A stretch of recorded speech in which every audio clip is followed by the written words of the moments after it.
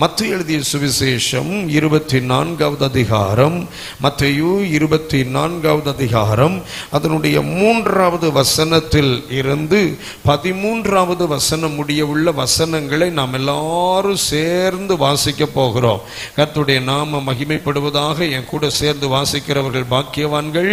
கர்த்தர் நல்லவர், ஏனெனில் அவர்களுக்கு இந்த இரவு நல்ல தூக்கம் வரும். ஸ்தோத்திரம். சர்ச்சில் இல்ல, கூட்டம் முடிச்சு வீட்டுக்கு போனதுக்கு அப்புறம் இந்த பைபிள் வாசிக்காத ஆட்களுக்கெல்லாம் இன்னைக்கு ராத்திரி தூக்கத்தை கொடுக்காதீங்க ஆண்டவரே என்கிற ஒரு பணிவோடு கூடிய ஜெபத்தோடு இன்னைக்கு பீடத்தில் நிற்கிறேன். என்ன என் கூட சேர்ந்து அந்த வசனங்களை எல்லாம் நீங்களும் வாசிக்கணும். சேர்ந்து வாசிப்போமா? மத்தேயு 24ஆம் அதிகாரம் அதன் 3வது வசனத்தில் இருந்து. பின்பு அவர் ஒலிவமலையின் மேல் உட்கார்ந்திருக்கையில் சீஷர்கள் அவரிடத்தில் தனித்து வந்து, இவைகள் எப்பொழுது சம்பவிக்கும்?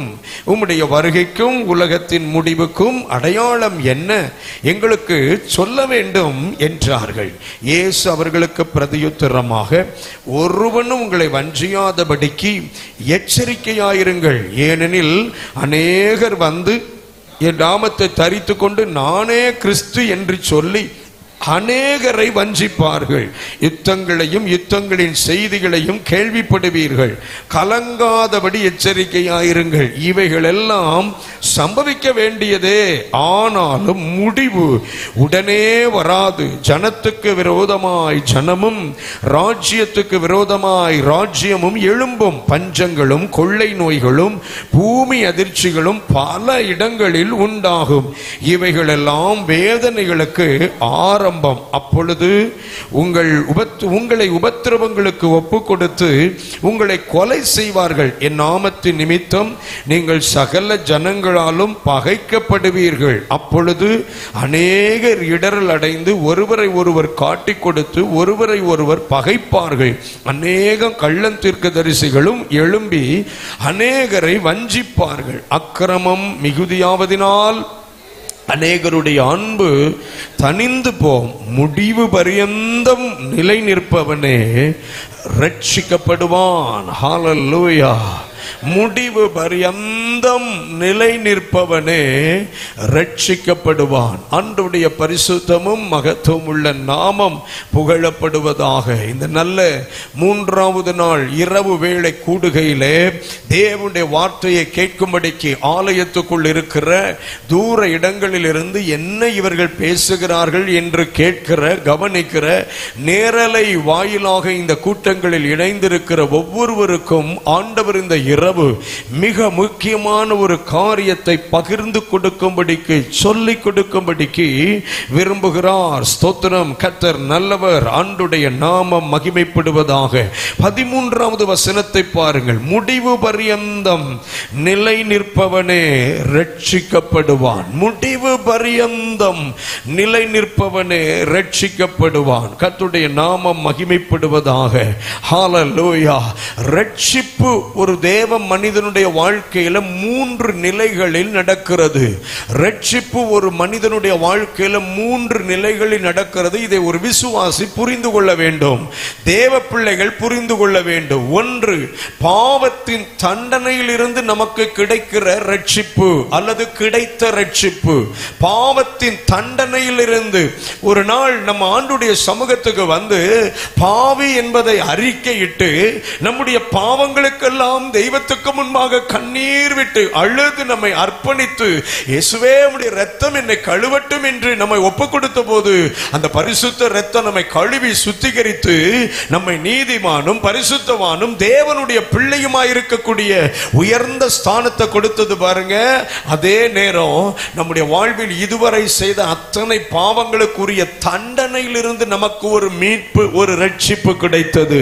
அதைத்தான் நம்ம ரட்சிப்பின் அனுபவம் என்று நாம் சொல்லுகிறோம். அன்றுடைய நாமம் மகிமைப்படுவதாக. இரண்டாவது, பாவத்தின் வல்லமையிலிருந்து நமக்கு கிடைக்கிற ரட்சிப்பு, பாவத்தின் வல்லமையிலிருந்து நமக்கு கிடைக்கிற ரட்சிப்பு. நம்மை விட்டு வெளியே போன பாவம் நம்மளை சுத்தி நெருங்கி நிற்கிறது என்று வேதம் சொல்லுகிறது. எபிரேயருக்கு எழுதப்பட்ட நிருபம் 12ஆம் அதிகாரம் அதனுடைய முதல் வசனத்தை நம்மை கவனித்து பார்க்கிற போது வேதம் இப்படி சொல்லுகிறது: ஆகையால் மேகம் போன்ற இத்தனை திரளான சாட்சிகள் நம்மை சூழ்ந்து கொண்டிருக்க, பாரமான யாவற்றையும் நம்மை சுற்றி நெருங்கி நிற்கிற பாவத்தையும். Look at that word. அந்த வார்த்தையை கவனித்தீர்களா? அந்த வாக்கியத்தை கவனித்தீர்களா? வேதம் நமக்கு மிக தெளிவாய் சொல்லுகிறது, பாவம் இப்ப எங்க நிக்குது? நம்மை சுற்றி நெருங்கி கொண்டு நிக்குது. வாய்ப்பு எப்ப கிடைச்சாலும் உள்ள நுழைகிறதுக்கு வாய்ப்பு. இரவு கிடைத்தாலும் அது உள்ளே நுழையும். வாய்ப்பு பகலில் கிடைத்தாலும் அது உள்ளே நுழையும். வாய்ப்பு பெரிய கூட்டத்துக்குள்ள நம்ம இருக்கும் போது கிடைத்தாலும் உள்ளே நுழையும். வாய்ப்பு நாம் தனித்து இருக்கிற நிலையில வந்தாலும் அது உள்ளே நுழையும். எப்ப வாய்ப்பு கிடைக்கும் என்று பாவம் நம்மை சுற்றி நெருக்கி நிற்கிறது. எனக்கு இந்த வார்த்தையை வாசிக்கும் போது என்ன பெரிய ஸ்தோத்திரம், ஒரு தெளிவுன்னு கேட்டீங்கன்னா, இதை எழுதுகிற பவுல், நான் எபிரேயருக்கு எழுதப்பட்ட நிருபத்தை எழுதியது பவுல் என்று நான் பர்சனலா நம்புறேன். ஒரு 12 காரணங்களை நான் வேதத்துல கற்றுக்கொண்டதினாலே நம்புகிறேன். நான் அப்படிதான் பிரசங்கம் பண்ணுவேன். இந்த எபிரேயருக்கு எழுதப்பட்ட நிருபத்தை எழுதிய பவுல் அதை சொல்லும் போது சொல்றாரு, நம்மை சுற்றின்னு சொல்றாரு. ஐயோ, புதிய ஏற்பாட்டுல அத்தனை நிருபங்களை எழுதினவர், அவ்வளவு மகிமையா ஊழியம் செய்தவர். ஸ்தோத்திரம், ஆமென். மகிமையான ஒரு அப்போஸ்தலனாயிருந்து ஊழியம் செய்தவர், ஏராளமான சபைகளை ஸ்தாபித்தவர், கடைசி வரைக்கும் அழைப்புல தரிசனத்துல உறுதியா நின்றவர் சொல்றாரு, என்ன சுத்தியும் பாவம் நிக்குதுன்னு. அல்லோ, என்ன சுத்தி என்ன நிக்குது? ஆமா, என்னெல்லாம் பாவம் வீழ்த்த முடியாது, நான் பாவத்துக்கெல்லாம் இந்த மாதிரி பெருமைகள்லாம் பேசக்கூடாது. கவனமா வாழ்க்கையை கொண்டு போக வேண்டி இருக்குது. சரி, முதலில் ரட்சிப்பு பாவத்தின் தண்டனையிலிருந்து, இரண்டாவது ரட்சிப்பு பாவத்தின் வல்லமையிலிருந்து. இன்னைக்கும் பாவத்துக்கு வல்லமை இருக்குது. இது பலரை வீழ்த்துகிறது. வீழ்த்தப்பட்டவர்களை கண்ணார காண்கிறோம். நம்ம ஜாக்கிரதையா இருக்க வேண்டியது அவசியம். ஆண்டவர் நல்லவர். சரி, மூன்றாவது ஒரு ரட்சிப்பு. அந்த ரட்சிப்புக்கு தான் நீங்களும் நானும் ஆவலோடு காத்திருக்கிறோம். சரி, அந்த இரண்டாவது ரட்சிப்புல ஒரு காரியத்தை நான் உங்களுக்கு சொல்லணும். ஸ்தோத்திரம். அந்த பாவத்தின் வல்லமையிலிருந்து நமக்கு ரட்சிப்பு அனுதினமும் தேவை. அனுதினமும் தேவை. அதுக்கு தான் கர்த்தர் நம்மை சபையில வச்சிருக்கிறார்.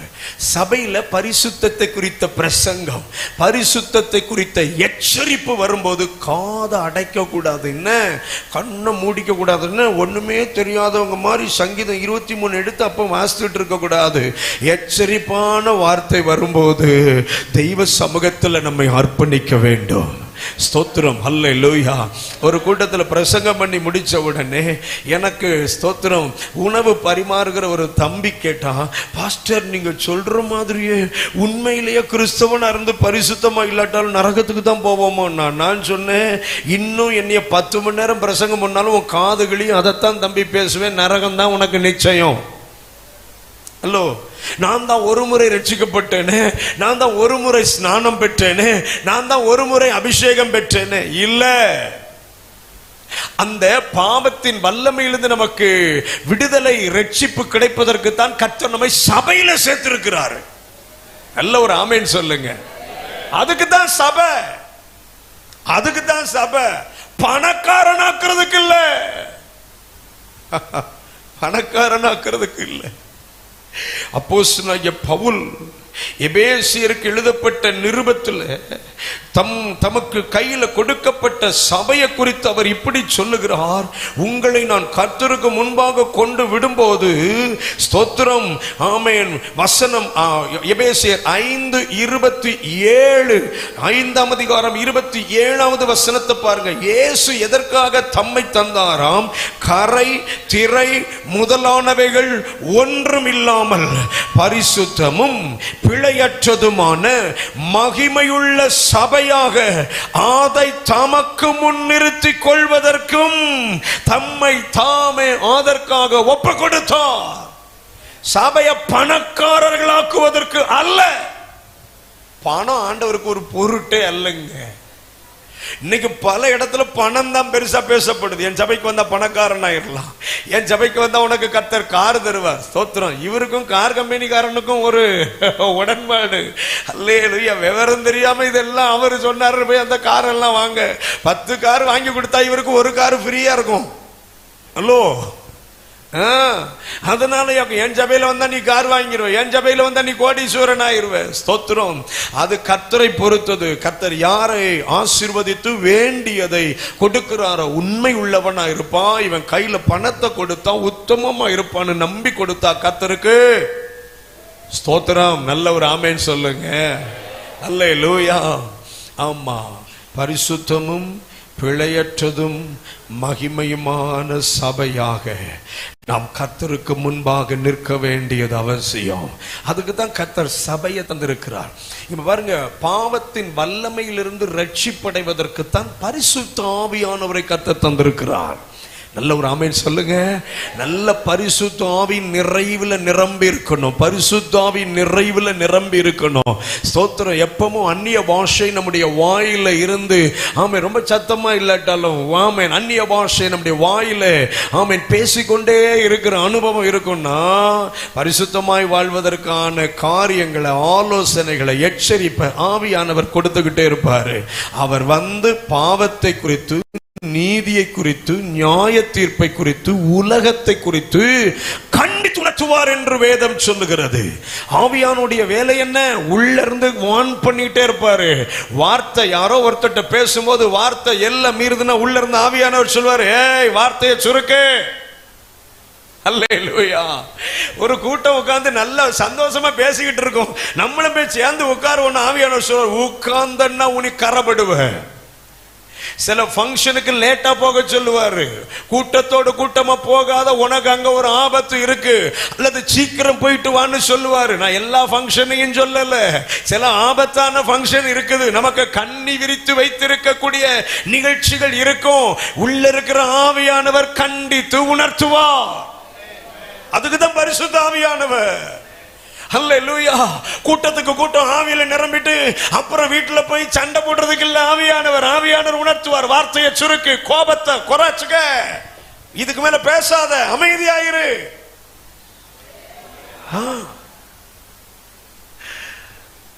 அந்த பரிசுத்த வாழ்க்கைக்காகத்தான் இந்த பரிசுத்த வேதத்தை நம்ம கையில கர்த்தர் கொடுத்திருக்கிறாரு. பாவத்தின் வல்லமைக்கு தப்பும்படி பரிசுத்த வேதம் நம்ம கையில கொடுக்கப்பட்டிருக்கிறது. ஒவ்வொரு முறை வேதத்தை வாசிக்கும் போது வாக்குத்தத்தங்களை மட்டும் தேடாதிருங்கள். ஒவ்வொரு முறை வாசிக்கும் போது ஆறுதலான வசனங்களை மட்டும் தேடாதிருங்கள். ஒவ்வொரு முறை வேதத்தை வாசிக்கும் போதும் கர்த்தர் தரும் எச்சரிப்பான வார்த்தைக்கும் நம்முடைய செவிகளை சாய்க்க நாம் பழக வேண்டும். சங்கீதம் 19ஆம் சங்கீதத்தை கவனித்து பாருங்க. 19ஆம் சங்கீதத்துல கர்த்தருடைய வார்த்தை எவ்வளவு மகத்துவமானதுன்னு சொல்லிக்கிட்டே வர்றாருங்க. எல்லாம் சொல்லிட்டு வர்றாரு. 7வது வசனத்துல பாருங்க, கர்த்தருடைய வேதம் குறைவற்றதும் ஆத்துமாவை உயிர்ப்பிக்கிறதுமா இருக்கிறது. ஸ்தோத்திரம். எல்லாம் சொல்லிட்டு வர்றவரு அந்த வசனம் எப்படிப்பட்டதான் 10வது வசனம் சொல்றார், அவைகள் பொன்னிலும் மிகுந்த பசும்பொன்னிலும் விரும்பப்படத்தக்கதும் தேனிலும் தேன்கூட்டில் இருந்து ஒழுகும் தெளிதேனிலும், அவ்வளவு சொல்லிட்டு 11ஆம் வசனத்தை சொல்றார் பாருங்க, அன்றியும் அவைகளால் உமது அடியேன். என்ன அழகா எழுதி வச்சிருக்கிறார் பாருங்க. அன்றியும் உம்முடைய வார்த்தைகளால் உமது அடியேன் எச்சரிக்கப்படுகிறேன். உங்கள்கிட்ட ஒரு கேள்வி கேட்கிறேன், உங்களுக்கு நினைவு இருக்குதா? கடைசியா வேதம் வாசிக்கும் போது நான் ஒரு எச்சரிப்பை பெற்றேன் பாஸ்டர். அப்படியே கர்த்தர் தத்ரூபம் அந்த வார்த்தையை கொண்டு என்னோடு பேசினாரு. இன்னும் சொல்ல போனா என்னை செவுட்டில் அடிச்ச மாதிரி இருந்தது பாஸ்டர், என்னை உருவ குத்துனது மாதிரி இருந்தது pastor. What was the last time? நம்ம தான் அப்படி வாசிக்கிறது இல்லையே. நம்ம தான் வாக்குத்தத்தங்கள் 1000 புத்தகம் வச்சிருக்கோமே. நம்ம தான் பைபிள்ல இருந்து வாக்குத்தத்தங்கள் 1000 பிரிச்சாச்சு, ஆறுதலான வார்த்தைகள் 1000 பிரிச்சாச்சு, விசுவாச அறிக்கைகள் 1000 பிரிச்சாச்சு, எல்லாம் பிரிச்சாச்சு. இப்ப பைபிள்ல மிச்சம் என்ன தெரியுமா இருக்குது? நிபந்தனைகளும் தண்டனைகளும் மட்டும் மிச்சம் இருக்கு. ஹலோ, அதெல்லாம் நடக்கோ இல்லையோ இது நடந்துரும். அப்போ ரட்சிப்பின் இரண்டாவது நிலை, பாவத்தின் வல்லமையில் இருந்து நான் மீட்கப்பட வேண்டும். அது டெய்லி நடக்கணும். புதிய புதிய விதங்களில் சத்துரு நமக்கு எதிரே வருகிறான் தெரியுமா? நேற்று போட்ட டிராமா அவன் இன்னைக்கு போடுறது இல்ல, நேற்று போட்ட மேக்கப் இன்னைக்கு அவன் போடுறது இல்ல. ஒரு தேவ ஊழியக்காரர் இப்படி சொன்னார், சாத்தான் நமக்கு வேட்டு வைக்கிறவை மட்டும் இல்லையா, வெடி வைக்கிறவை மட்டும் இல்லையா, அவன் நமக்கு ரேட்டும் வைப்பானா. ரேட்டு நிறைய பேர் அவன் வேட்டு வைக்கிறவன் மட்டும் நினைக்காங்க, ஆனா அவன் ரேட்டு வச்சிருக்கான். அவனுக்கு தெரியும் இந்த விசுவாசியை எப்படி அடிக்கணும்னு. சில விசுவாசியை கவுத்ததுக்கு கருப்பி போதும், சில விசுவாசியை கவுத்ததுக்கு செவப்பானவா வேணும். அது ஆணோ பெண்ணோ நீங்க எடுத்துக்கோங்க, அது எந்த லிஸ்ட் எடுத்துக்கோங்க. சில விசுவாசி அப்படிலாம் விழுறது இல்லை. நீள முடி இருந்தா ஆள் அவுட்டு, பின்னாடியே போயிருவான். இந்த முடின்னு ஐயோ தோத்துரும். அல்லேலூயா. நீள முடி எதுக்கு? வீட்டை பெருக்கிறதுக்கா? ஹலோ, முடி ஒரு அளவோடு இருந்தா போதுமே, அது பெருக்கிறதுக்கும் பேணுறதுக்குமே இவன் செலவழிக்க வேண்டியிருக்கு. சரி, நம்ம அந்த டிபார்ட்மெண்ட் போக வேண்டாம், அது வேற மாதிரியானது, நம்ம அப்புறம் பேசுவோம். ஸ்தோத்திரம். இப்ப நம்ம கவனிக்க வேண்டியது என்ன? எதை வச்சு நம்மளை வீழ்த்தணும்னு சாத்தானுக்கு நல்லா தெரியும். சூப்பரான ஆளுங்க அவன். நான் பிரசங்கியாராக முன்னுமே எங்க அப்பா பிரசங்கியார், கன்வென்ஷன் பிரசங்கியார். கன்னியாகுமரி மாவட்டத்தில் எங்க அப்பா கால்படாத இடம் அல்ல. பல சபைகள்ல என்னுடைய தகப்பனார் கர்த்தருடைய வார்த்தையை பேசி இருக்கிறாங்க. சிறுவைகுண்டம் பக்கத்துல ஒரு கன்வென்ஷனுக்கு எங்க அப்பா கூட நான் போயிட்டு இருக்கிறேன். அப்போ லீவு விட்டாச்சுன்னா நான் எங்க அப்பா கூட போயிருவேன். ஏன்னா நான் தான் எங்க அப்பாவுக்கு டம்ளர்ல வெண்ணி ஊத்தி கொடுக்கணும். ஆமா, நான் தான் அவங்களுக்கு பிஏ, பர்சனல் அசிஸ்டன்ட். அவங்க பேக்க நான் தான் தூக்கணும். ஸ்தோத்திரம். அப்படிதான் கூட போயிருப்பேன். ஒரு முறை திருநெல்வேலியிலிருந்து ஸ்ரீவைகுண்டம் பக்கத்துல ஒரு கிராமத்துல கன்வென்ஷனுக்கு போறோம். திருநெல்வேலியில ஏறியாச்சு. பஸ்ல ஏறி டிக்கெட் எடுத்துட்டு இருக்கும்போது யாரோ ஒரு டிக்கெட் எடுத்துட்டு இருக்காங்க. கண்டக்டர் கையில இருந்து ஒரு 10 பைசா கீழே உருண்டு போயிட்டு. 10 பைசா எத்தனை பேர் பார்த்துருக்கீங்க? 10 பைசா விழுந்து உருண்டு போயிட்டுங்க. நான் சீட்ல உட்கார்ந்து அந்த சீட்டுக்கு இடையில ஓடி பார்க்க அந்த பைசா உருண்டு போனது. ஒரு சிஸ்டர் காலை வச்சு டப்புன்னு மிதிச்சிட்டு அந்த 10 பைசாவை செருப்பை வச்சு மிதிச்சிட்டு அப்படி சேலைய முன்ன பின்ன அங்கங்க எடுத்து விட்டு மறைச்சாச்சு. 10 பைசா. அந்த கண்டக்டர் கீழே குனிஞ்சு சீட்டெல்லாம் தேடுறாரு. இந்த மேடமும் கீழே குனிஞ்சு எல்லாம் தேடிட்டு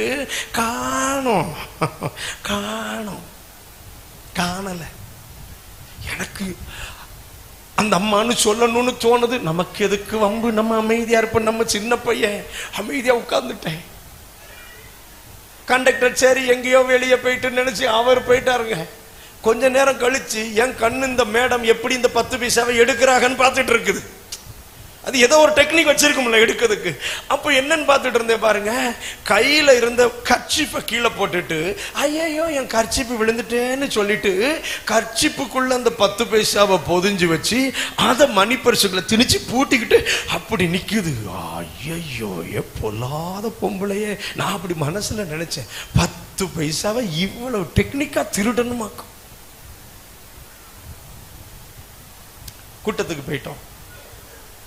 அப்பமெல்லாம் கன்வென்ஷன் கூட்டம்னா 4 பெஞ்சு வச்சு பின்னாடி கம்பு கட்டி அந்த தென்னங்கிடுகு தான் ஸ்டேஜ் பக்கத்தில். அந்த மாதிரி தென்னங்கிடுகு ஓலையில் எங்களுக்கு பிரசங்கியார் அந்த பக்கம் உட்காந்து ஜோம் பண்ணிட்டு இருக்கிறதுக்கு நானும் எங்கள் அப்பாவும் உட்காந்துருக்குறோம். பாட்டு வல்லமையாக நடக்குது. ஆமாம், எல்லாரும் ஆவியில் நிரம்புறாங்க. ஒரு அம்மா சத்தம் மட்டும் ரொம்ப பலமா கேக்கு. எனக்கு ஆர்வம், யார் அந்த அம்மா இவ்வளவு வல்லமையா சத்தம் போட்டு ஆவியில நிரம்புதுன்னு அந்த கிடுகுக்குள்ள ஓட்டை விரிச்சு பார்த்தா 10 பைசா பார்ட்டி. அந்த 10 பைசா பார்ட்டி எனக்கு பக்கு நாயிட்டு.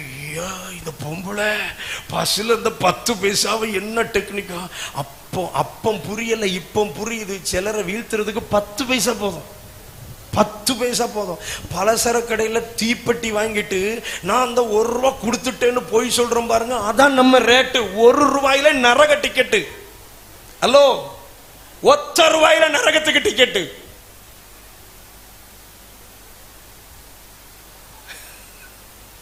நம்ம ரேட்டு அவனுக்கு தெரியும். ஆனா நம்ம அவனுக்கு மறுக்க மறுக்க நம்முடைய ரேட்டை அவன் ஏத்திக்கிட்டே போவான். வேதாகமத்துல ஒரு பரிசுத்தவானுடைய விலை கிரயம் என்ன தெரியுமா? ஒரு பரிசுத்தவானுடைய விலை கிரயம் என்ன தெரியுமா? ஏரோதின் ஜனன நாள், பிறந்த நாள் வந்தபோது மகள் நடனமாடுகிறாள். நடனமாடின உடனே கேட்கிறாரு ஏரோது, மகளே உனக்கு என்ன வேணும்? ராஜ்யத்தில் பாதி கேட்டாலும் நான் தருவேன். இந்த ராஜாக்களுக்கு ரொம்ப கொழுப்பு வாயில. ஒருத்தி ஒரு டான்ஸ் ஆடின உடனே நாட்டில் பாதி கொடுக்க முடியுமா பாஸ்டர்? ஆனா கொழுப்பு, நீ நான் தேசத்தில் பாதி. நான் மட்டும் அந்த பிள்ளையா இருந்தா டப்புன்னு விழுந்து பாதியை தாரோன்னு இருப்பேன். அடுத்த டான்ஸ் அடுத்த வாரம் இருப்பேன். 2 வாரத்தில் அவனை ஆண்டியாக்கி உட்கார வச்சிருப்பேன். இது பைத்தியகார பிள்ளை.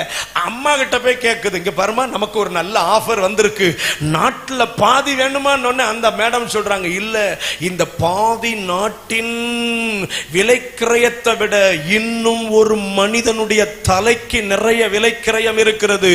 இந்த பாதி நாடு வேண்டாம், இதை விட விலையேற பெற்றது ஒரு பரிசுத்தவானுடைய தலை. யோவான் ஸ்நானகனுடைய தலை வேணும்னு கேட்கிறோம். அப்போ நம்முடைய விலை மதிப்பு மேலானது. நல்ல ஒரு ஆமேன்னு சொல்லுங்க. சும்மா கண்ட கழியதுக்கெல்லாம் ஆமா ஹாய் வந்தோடனே பதிலுக்கு ஹாய் போடப்படாது. சும்மா முதல்ல பிரைஸ் அலாடு தான் வரும். பிரைஸ் அலாடு குட் மார்னிங் ஆகும், குட் மார்னிங் ஹாய் ஆகும், அப்புறம் செல்ல குட்டி நொல்ல குட்டின்னு போயிடும். கண்ட கழியதுக்கெல்லாம் ரிப்ளை பண்ணக்கூடாது. என்னை கேட்ட சோசியல் மீடியாவே விசுவாசிகளுக்கு வேணான்ற. ஒரு ஆமேனை காணும், ஒரு பாஸ்டர் மட்டும் ஆமேன்றாங்க. அவங்க ஆதங்கம் ஏதோ என்ன போல கொஞ்சம் இருக்குன்னு நினைக்கிறேன். விசுவாசி என்னத்துக்கு இன்ஸ்டாகிராம்? சில விளங்காத விசுவாசி சினிமா போட்டு வேற வச்சு போட்டிருக்குது. அது நினைக்கி பாஸ்டருக்கு ஒன்னும் தெரியாதுன்னு. பாஸ்டருக்கு தெரியாட்டாலும் ஒன்ன விரோதிக்கிற 2 விசுவாசி உள்ள கிடப்பாமல, அவன் அனுப்பி வச்சு இந்த விசுவாசி லட்சணத்தை பாருங்க பாஸ்டர், இதுக்கு இந்த வாரம் நீங்க எப்படி திருவிருந்து குடிப்பீன்னு கேட்டா நான் பதிலுக்கு அனுப்பேன். பாத்திரத்துக்கு கீழே விளிம்பு நல்லா ஷார்ப்பா தப்பா இருக்குது. ஹலோ,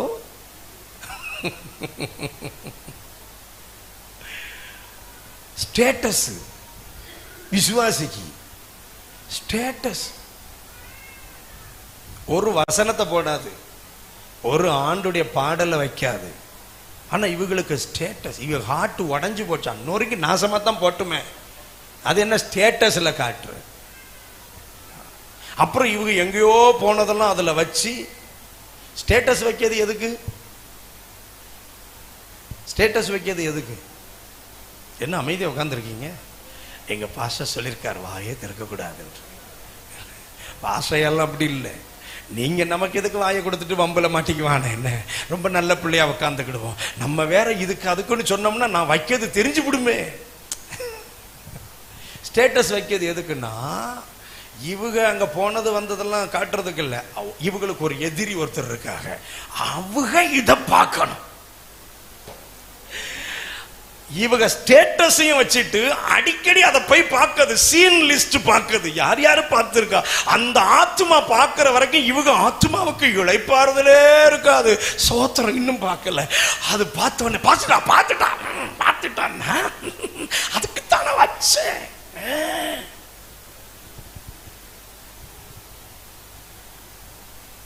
ஸ்டேட்டஸ்ல கர்த்தருடைய வார்த்தை நல்ல சுவிசேஷ பாடல்கள் தவிர வேற எதையும் வைக்க கூடாது.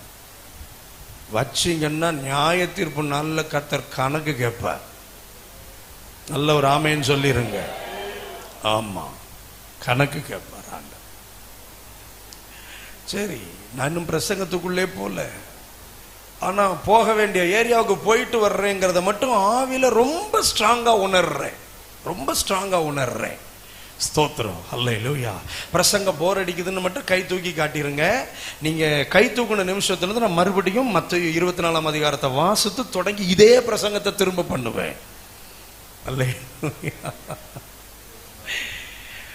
இரண்டாவது, பாவத்தின் வல்லமையிலிருந்து நமக்கு ரட்சிப்பு.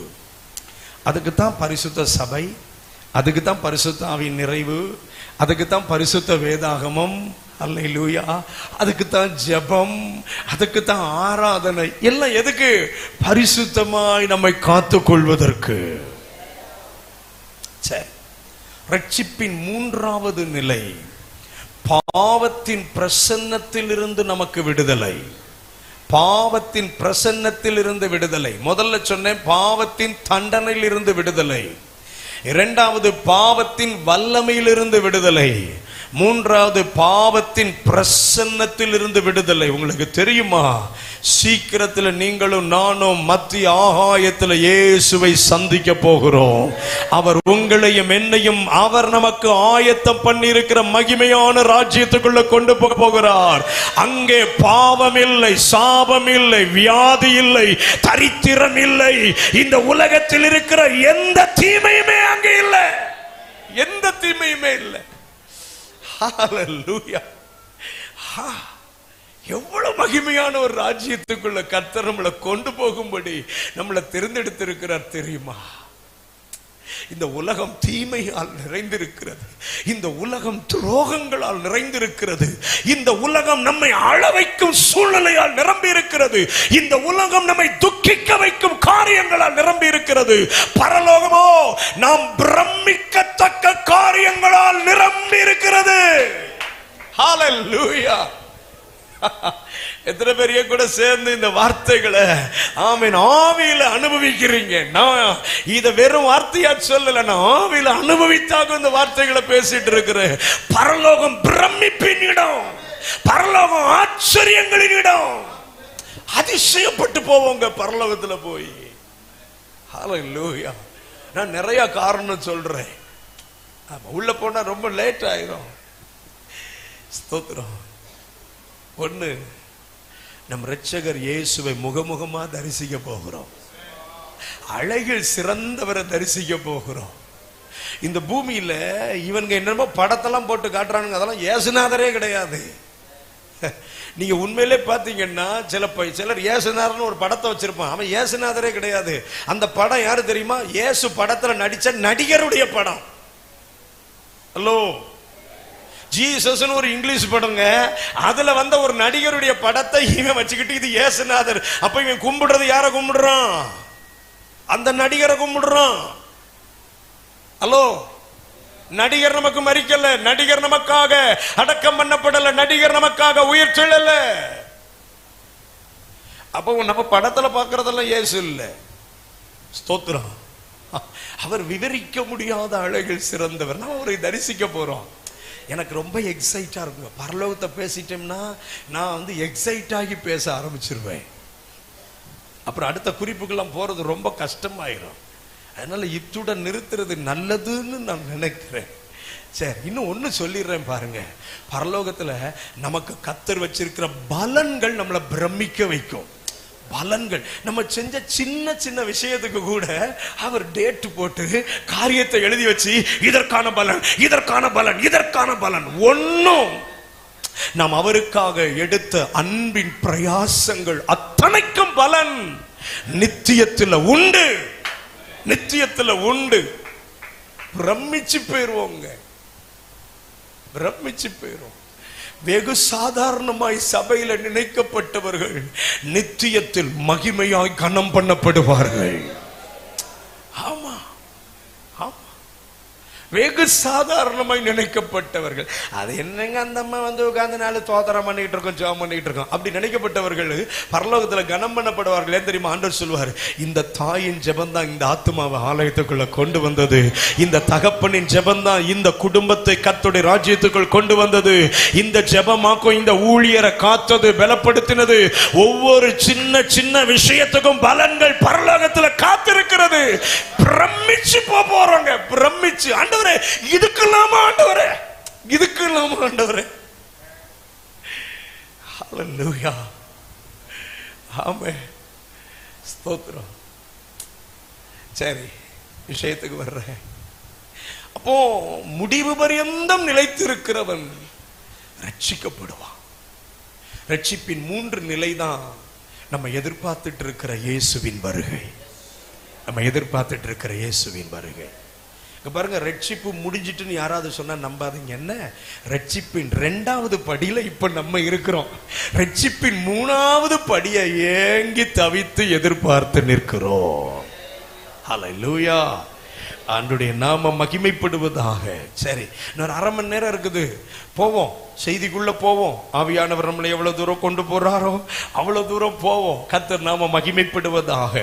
சரி, இந்த மத்தேயு 24ஆம் அதிகாரத்துல சீஷர்கள் இயேசுவிடத்துல தனித்து வந்து கேட்கிறாங்க. 3வது வசனத்தை பாருங்க. பின்பு அவர் ஒலிவ மலையின் மேல் உட்கார்ந்து இருக்கையில் சீஷர்கள் அவரிடத்தில் தனித்து வந்து என்ன, இந்த வார்த்தை ரொம்ப யோசிக்க வைத்தது. பொதுவாய் இயேசுவின் சத்தத்தை கேட்ட இவர்கள், பொதுவாய் இயேசுவோடு பேசின அவர்கள் தனித்து வந்து இயேசுவோடு பேசினார்கள், தனித்து வந்து இயேசுவின் சத்தத்தை கேட்டார்கள். இங்க பாருங்க, இயேசு பப்ளிக்ல பேசுறது வேற மாதிரி இருக்கும், தனிமையில பேசுறது ரொம்ப வேற மாதிரி இருக்கும். எத்தனை பேர் என் கூட சேர்ந்து ஆமென் சொல்றீங்க? இந்த நவீன கால கிறிஸ்தவம் இழந்து போன ஒரு பெரிய ஆவிக்குரிய அனுபவம் என்ன தெரியுமா? தனி ஜெபம் என்கிற அனுபவம், பர்சனல் பிரேயர். ஆமா, அதுதான் இந்த கால தலைமுறை கிறிஸ்தவர்கள்ட்ட காண முடியல.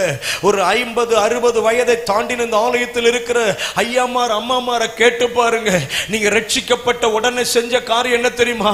தனித்து போய் ஜெபம் பண்ணோம், தனித்து போய் ஜெபம் பண்ணோம். குடும்ப ஜெபத்துக்கு முன்னமே அவர்கள் ஒரு 1/2 மணி நேரமாவது தனித்து ஜெபம் பண்ணுவாங்க.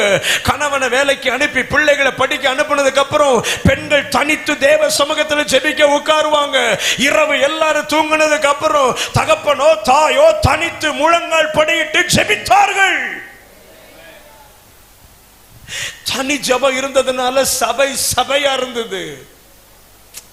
இன்னைக்கு தனி ஜெபத்துக்கு ரீப்ளேஸ்மெண்டா நம்ம வாரம் முழுக்க இங்க ஜெபம், அங்க ஜெபம், அந்த ஜெபம், இந்த ஜெபம். ஐயோ, சிலருக்கு அவங்க ஜெபம் எல்லாம் போதாதுன்னு செவ்வாய்க்கிழமை சட்டுப்புட்டுன்னு வர்ற வேனில் ஏறி அங்க போய் குத்த வைக்கிறது. வாரத்துக்கு ஒரு நாள் அந்த அக்கா நடத்துற ஜெபம், அவங்க நல்ல தலையில தபையில அடிச்சு தலைய நல்லா உருட்டி, வாரம் உனக்கு பேய் ஓட்டிக்கிட்டு இருக்கா, பேய் பிடிச்சவா, அவகிட்ட போய் தலைய கொடுத்து தண்ணிய கொடுத்து, ஒரு பாட்டுல தண்ணிய கொண்டு போய் வாதித்தா, அக்கா நீ இதுல கைய வச்சு அதுல 4 மந்திரத்தை வாதியும். கேடுகட்ட கிறிஸ்தவனை திட்டணும்னு தான் தோணுது. ஆமா, அப்புறம் இவ்வளவோண்டு என்ன பாட்டுல 50 ரூபாய்க்கு விற்காம பாஸ்டர், மானம் கட்டுது வாங்கிட்டு வருது.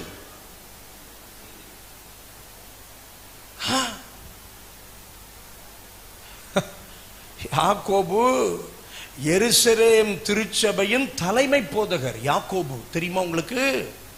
எருசலேம் சபையின் போதகர் பேதுரு கிடையாது, யாக்கோபு. யாக்கோபு ஒரு நிருபம் எழுதியிருக்கார் பத்திரிகையில, புதிய ஏற்பாட்டுல. இயேசுவின் சகோதரனாகிய யாக்கோபு, அவர் தான் புதிய ஏற்பாட்டின் எருசலேம் சபையினுடைய தலைமை போதகர். 30 வருஷத்துக்கு மேல விசுவாசிகளுடைய நாடி துடிப்பு அறிஞ்சிட்டு தான் அந்த 5 அதிகாரத்தையும் அழகா எழுதி வச்சிருக்காரு. 5ஆம் அதிகாரத்தில் சொல்லியிருக்காரு பார்த்தீங்களா, உங்களில் ஒருவன் வியாதிப்பட்டால் உடனே ஒரு பாட்டிலில் தண்ணீர் எடுத்துக்கொண்டு அந்த சகோதரனிடத்தில் போகவும் அவர் உடனே தலையில் கை வைத்து, என் மகளே நீ துக்கப்படுகிறாய் என்று சொல்லி அப்படியே தலையில் கை வைத்து இப்படியே ஆட்டுவார். சிலருக்கு ஆடணும் பிரதர், ஐயோ எனக்கு இது பேசணும்னு தோணுது அதனால பேசிடுறேன், மாம்சத்துல தோணல. சிலருக்கு ஆடணும் கீழே விழணும். ஒரு ஊழியக்காரர் தொட்ட உடனே விழுந்தா தான் அவர் பவர்ஃபுல்லான ஊழியர். யார உனக்கு இப்படி சொல்லி கொடுத்தது? ஒரு ஊழியக்காரருடைய பிரசங்கத்தை கேட்டு விழுந்திருக்கிற நீ எழும்பி நின்னா அவன் ஊழியக்காரன். விழுறது நல்ல விஷயம், எழும்பணும். இங்க விழுது, அங்க நாடகத்துக்கு முன்னாடியும் விழுந்து கிடக்கு, செல்போனுக்கு முன்னாடியும் விழுந்து கிடக்கு, நீ எல்லாத்திலையும் விழுந்து கிடக்கிய. விழுந்தத தோத்திரம் எல்லாத்திலும் விழுந்து கிடக்குது, இங்கேயும் விழுந்து கிடக்குற. ஆவியில நிரப்பப்பட்டு ஆவியானவருடைய மகிமையில விழுதலை குறித்து நான் சொல்லல. என்ன நீங்க சரியா புரிஞ்சுக்கணும், சரியா புரிஞ்சுக்கணும்.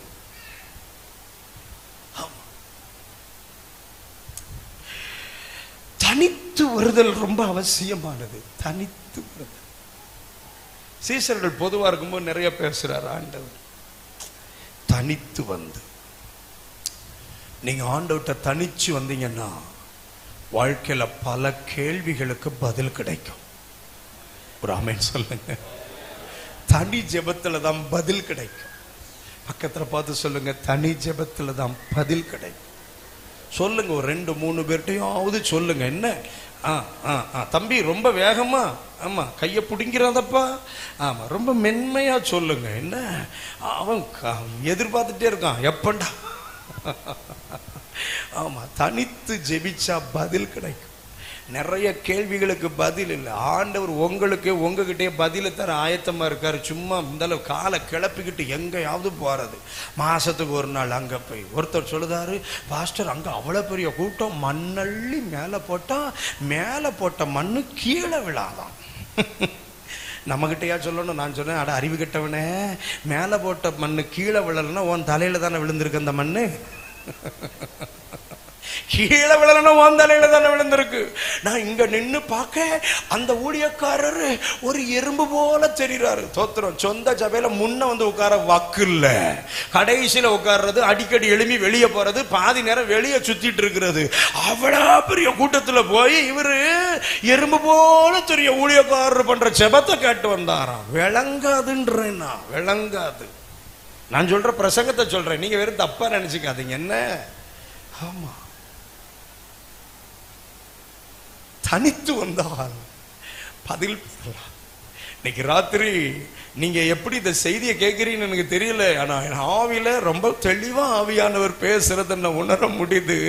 தனி ஜெபமின்மைதான் நம்முடைய வாழ்க்கையை இன்னைக்கு கேள்விக்குறியா இருக்கிறதுக்கு காரணம். தனி ஜெபமின்மை. பர்சனல் பிரேயர்ல ஆண்டவரே படம் கட்ட முடியாது தெரியுமா?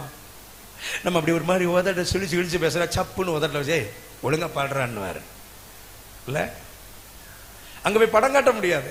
நம்ம மைக்கை பிடிச்சி அல்லது மைக்ல முன்ன பாடும்போது ஐயோ, சிலர் ஆக்ஷன்லாம் பார்த்தீங்கன்னா ஸ்தோத்திரம் இயேசு ராஜா கர்த்தர் நல்லவர். அந்த பாட்டை பாடினவன் கூட அப்படி பாடி இருக்க மாட்டான். இது கொலை பண்றது, ஆனாலும் ஆக்ஷன் படு பயங்கரமா இருக்குது. ஸ்தோத்திரம். அந்த மாதிரி நம்ம ஒன்னும் தனி ஜெபத்துல படம் காட்ட முடியாதுங்க. ஆண்டவர்கிட்ட திறமையெல்லாம் காட்ட முடியாது. ஆனா அவர்கிட்ட காட்ட முடியும் ஒன்னே ஒண்ணு, என் உள்ளார்ந்த வாழ்க்கை பாருங்க ஆண்டவரே, இதுதான் என் உள்ளார்ந்த வாழ்க்கை, இதுதான் என் அந்தரங்கம், அதோட நான் வந்து நிக்கிறேன்ப்பா. அங்கதான் நம்மளை கர்த்தர் சரிப்படுத்துகிறாருங்க. தனித்து வந்து தனித்து வந்து கேட்கிற கேள்விக்கு ஆண்டவர் ஒரு 7 பதில் சொல்லுகிறார். அது என் பிரசங்கம் இல்லை, ஆனா அதை சொல்லிடணும், வேகமா சொல்றேன். வருகை குறித்த கேள்விக்கு இயேசு சொன்ன 7 பதில். 1, எச்சரிக்கையாயிருங்கள்.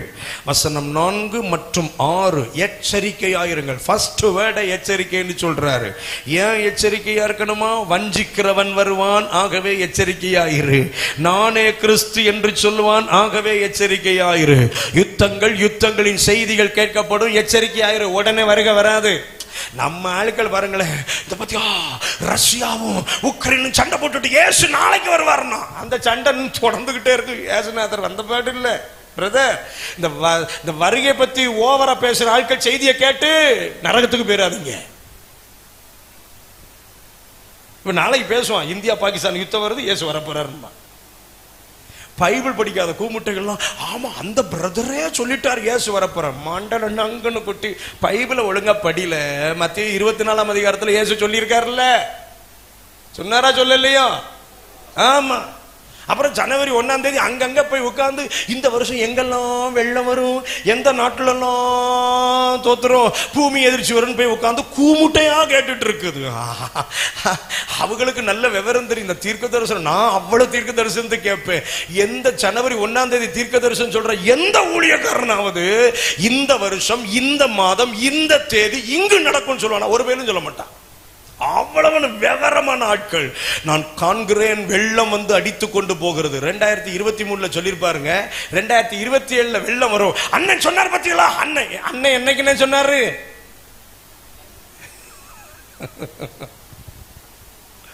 ஒருவர் தீர்க்க தரிசனம் சொல்றாரு, ஒரு வருஷத்துல இந்த ஆண்டு அமெரிக்காவின் ஒரு மாகாணமே இல்லாமல் போகும். யூடியூப்ல போனே அடிச்சிட்டேன். பிரதர் அந்த மாகாணம் என்னன்னு கொஞ்சம் சொல்றீங்களான்னு. அவர் அந்த வெள்ளம் வரும்போது சொல்ற, யோ இந்த டுபாக்கூர் கதெல்லாம் விடப்படாதுங்க. நான் வெள்ளம் வந்து அழிகிறதை காண்கிறேன். இதான் எல்லாம்னு சொல்றானே. வேதத்துல கர்த்தர் எல்லாம் எழுதி வச்சுட்டார். ஆமேன்னு சொல்லுங்க. அடையாளங்களை தேடி என்ன செய்யப்படாது. ஆமா, ட்ரம்ப் வந்துட்டாரு, ஆலயம் கட்டுவான், இதாகும் அதாகும். சார், எவனும் வரட்டும், எதையும் கேட்டட்டும், ஏசு இப்ப வந்தா கூட நாம் போக ஆயத்தமா இருக்கணும். அடையாளத்தை பார்த்து ஆயத்தம் அல்ல, அவர் மேல் இருக்கிற அன்பின் நிமித்தம் எனக்குள் ஒரு ஆயத்தம் வரணும். நல்ல ஒரு அல்லேலூயா சொல்லிருங்க. சரி, விஷயத்துக்கு வந்துருவோம். 7 காரியங்கள். 1, எச்சரிக்கையாயிருங்கள் என்று சொல்லுகிறார். 2வது ஆண்டவர் சொல்றாரு, வேண்டிக் கொள்ளுங்கள். 24ஆம் அதிகாரம் 20வது வசனம், வேண்டிக் கொள்ளுங்கள். 23வது வசனம், 3வது நம்பாதேயுங்கள். அவன் அவிழ்த்து விடுற கதையெல்லாம் என்ன செய்யாதீங்க. இயேசு இங்க இருக்கிறார் அங்க இருக்கிறான்னு சொன்னா நம்பாதீங்க. சரி, 26வது வசனம், ஸ்தோத்திரம், புறப்படாதிருங்கள்னு சொல்றாரு. உடனே வண்டியை கட்டிட்டு புறப்பட்டுறாத. அந்த நாட்டில் இயேசு இருக்கார், இந்த நாட்டில் இயேசு இருக்கார். என்னைக்கு அவர் உயிர் தெழுந்தாரோ அந்த நொடியிலே எங்கும் அவர் நிறைந்திருக்கிறவராக இருக்கிறார். அல்லேலூயா. ஆமா, கர்த்தர் நல்லவர். சரி, 5வது 33வது வசனம், 24ஆம் அதிகாரம் 33ஆம் வசனம், அவர் சமீபமாய் வாசல் அருகே வந்திருக்கிறார் என்று அறியுங்கள். 6வது 42வது வசனத்தில் விழித்திருங்கள். 7வது 44ஆம் வசனத்தில் ஆயத்தமாயிருங்கள்.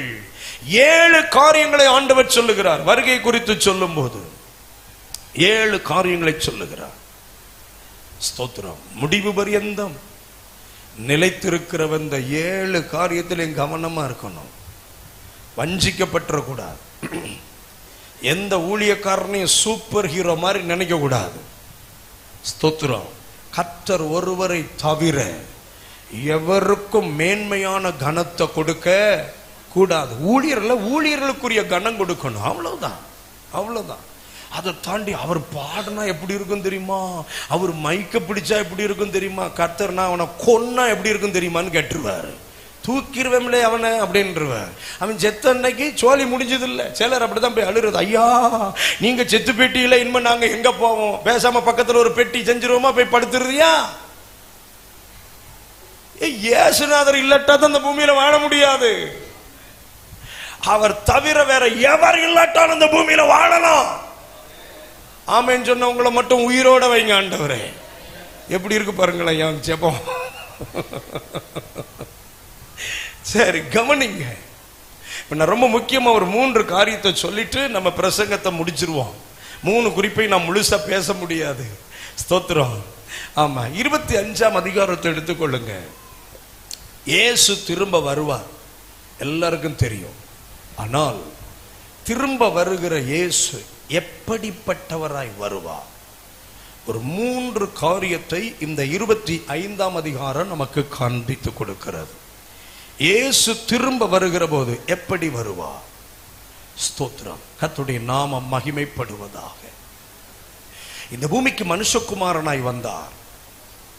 மரிக்கும் போது அடிக்கப்படும் ஆட்டுக்குட்டியை போல் இருந்தார். உயிர்த்தெழுந்த போது யூத கோத்திரத்து ராஜசிங்கமாக உயிரோடு எழுந்தார். என்ன டிரான்ஸ்ஃபர்மேஷன் பார்த்தீங்களா? நான் யோசித்து பார்த்தேன். அவர் மரிக்கும் போது ஆட்டுக்குட்டி, உயிர்த்தெழும் போது யூத ராஜசிங்கம். ஹல்லேலூயா. சரி, திரும்ப வரும்போது அவர் எப்படி இருக்க போறார்? ஒரு 3 காரியம் நிறைய இருக்கு, அவங்களுக்கெல்லாம் போக வேண்டாம். 3 குறிப்பை சொல்லுவேன், அதுல ஒரு குறிப்பை மட்டும் பேசுவேன். நிறைய இருக்கு பேசுறதுக்கு. என்ன தோத்திரம் ஏசப்பா, இந்த கிளாக்கு கொஞ்ச நேரம் நின்றுட்டா நல்லா இருக்கும்னு தோணுது. அல்லேலூயா. சரி, கர்த்தர் நல்லவர். ஏதோ நான் பிரயோஜனம் இல்லாதது பேசலையே, அவசியம் இல்லாதது பேசலையே. தோத்திரம். ஆமா, இவ்வளவு நேரம் பேசிட்டு இப்ப கேட்டு என்ன பாஸ்டர் செய்ய அப்படின்னு கேட்காதீங்க. எனக்கு நல்ல ஆவியில படுது, நான் உபயோகமானதை மட்டும் பேசி இருக்கிறேன்னு திருப்தியோட நான் அடுத்தடுத்த குறிப்புகளுக்குள்ள ஆவியானுடைய நடத்துதலோட போகிறேன். மத்தேயு 25ஆம் அதிகாரத்தில் 1-13 வரைக்கும் அவர் மணவாளனாய் வரப்போகிறார் என்பதை இயேசு சொல்லுகிறார். When I come, நான் வரும்போது மணவாளனாக வருவேன். மத்தேயு 25:1-13 வரைக்கும் மணவாளனாக வருவார். இரண்டாவது 14-30 வரைக்கும் எஜமானாக வருவார். எஜமானாக, கணக்கு கேட்கும் எஜமானாக வருவார். கணக்கு கேட்கும் எஜமானாக வருவார்.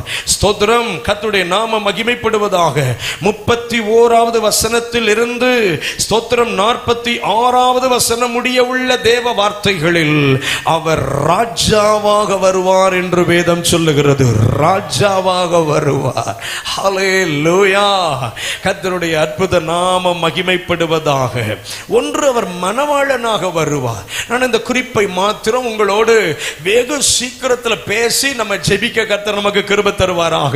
இயேசு வருகிற போது மணவாளனாக வரப்போகிறார். எத்தனை பேர் ஆமென் சொல்றீங்க? சபையை அவர் மணவாட்டியாக பார்க்கிறார். சபையை அவர் மணவாட்டியாக பார்க்கிறார். அதனாலதான் எபேசியர் 5ஆம் அதிகாரத்தில் உங்களுக்கு ஒரு வசனத்தை காண்பித்து கொடுத்தேன். கரை திரை முதலானவைகள் அற்ற ஸ்தோத்திரம் பிழையற்றதுமான பரிசுத்தமும் மகிமையும் உள்ள சபையாக நம்மை கர்த்தர் தமக்கு முன்பாக நிறுத்துகிற போது பழுதற்ற ஒரு மணவாட்டியாக நிற்க வேண்டும் என்று கர்த்தர் எதிர்பார்க்கிறார். எத்தனை பேர் என் கூட சேர்ந்து ஆமென் சொல்றீங்க? ஆமென், ஸ்தோத்திரம். மத்தேயு 1-13 வரை உள்ள வசனங்களில் மணவாளனை எதிர்கொண்டு போன மணவாட்டிகளை நம்ம கவனிக்கிறோம். 10 கன்னிகைகள் போனார்கள். 5 பேர் புத்தி உள்ளவர்கள், 5 பேர் புத்தி இல்லாதவர்கள். ஸ்தோத்திரம். ஏன் புத்தி இல்லாதவர்கள்? ரொம்ப சிம்பிள், ஆயத்தம் இல்லாதவர்கள். ஆகவே அவர்கள் புத்தி இல்லாதவர்கள். வசனம் சொல்லுது பாருங்க, 10வது வசனத்துல மத்தேயு 25:10, அப்படியே அவர்கள் வாங்க போன போது மணவாளன் வந்து விட்டார். ஆயத்தமாய் இருந்தவர்கள் அவரோடு கூட கல்யாண வீட்டுக்குள் பிரவேசித்தார்கள். கதவும் அடைக்கப்பட்டது. அப்போ ஆயத்தம் இல்லாதவர்கள், புத்தி இல்லாதவர்கள். இன்றைக்கு ராத்திரி இயேசு இந்த பிரசங்கத்தில் இந்த நொடி கூட வரக்கூடும். இந்த நொடி வந்தாலும் கூட அவரை சந்திக்க ஆயத்தமாய் இருப்போமே ஆனால் நம் புத்தியுள்ள கன்னிகைகளாக இருப்போம். We cannot define the time. நம்ம எந்த நேரத்தை நம்ம தீர்மானிக்க முடியாது, நாம் டிசைட் பண்ண முடியாது, இது வருவார் என்று நாம் யூகிக்க முடியாது. வேதம் சொல்லுகிறது, பிதா ஒருவர் தவிர அந்த வருகையின் நேரத்தை காலத்தை எவரும் அறிய மாட்டார்கள் என்று. எவரும் அறிய மாட்டார்கள், எவரும் அறிய மாட்டார்கள். ஸ்தோத்திரம்.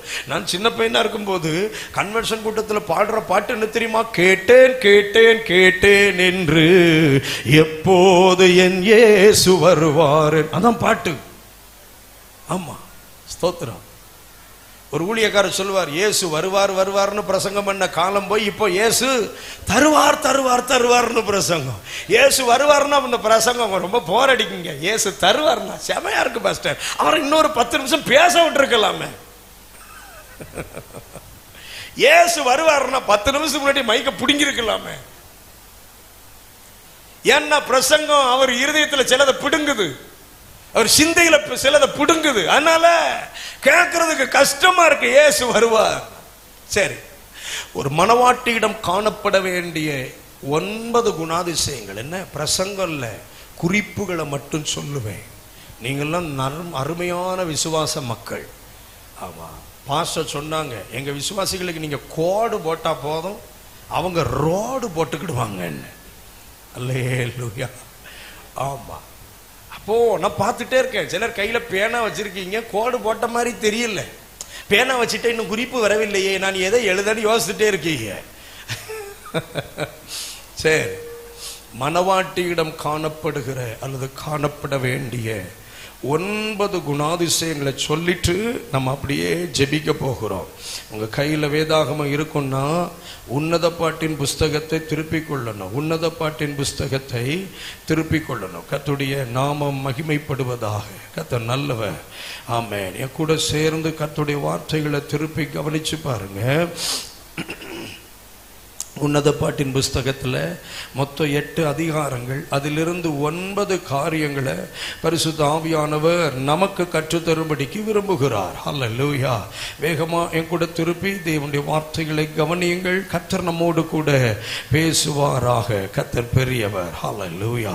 உன்னத பாட்டு 1ஆம் அதிகாரம், உன்னத பாட்டின் புஸ்தகம் 1வது அதிகாரம், அதனுடைய 8வது வசனத்தை பாருங்கள். 8வது வசனம், ஸ்திரீகளில் ரூபவதியே, அதை நீ அறியாயாகில் மந்தையின் காலடிகளை தொடர்ந்து போய் மேய்ப்பர்களுடைய கூடாரங்கள் அண்டையில் உன் ஆட்டுக்குட்டிகளை மேயவிடு. ஒன்று, யார் மணவாட்டி? காலடிகளை கவனிப்பவள் மணவாட்டி. காலடிகளை கவனிப்பவள். ஆமென், ஸ்தோத்திரம். என்ன காலடி? வேதம் சொல்லுறது மந்தையின் காலடிகளை தொடர்ந்து போய். ஸ்தோத்திரம். கர்த்தர் நல்லவர். ஒரு நேசரை தேடுகிற, நேசர் மேல் நேசம் கொண்டிருக்கிற, நேசர் சந்திக்க போகிற, நேசர் ஆமென் தம்மோடு வைத்துக் கொள்ள போகிற மணவாட்டியின் முதல் அடையாளம் என்ன தெரியுமா? அவள் காலடிகளை கவனிக்கிறவள். மந்தையின் காலடி. எது மந்தை?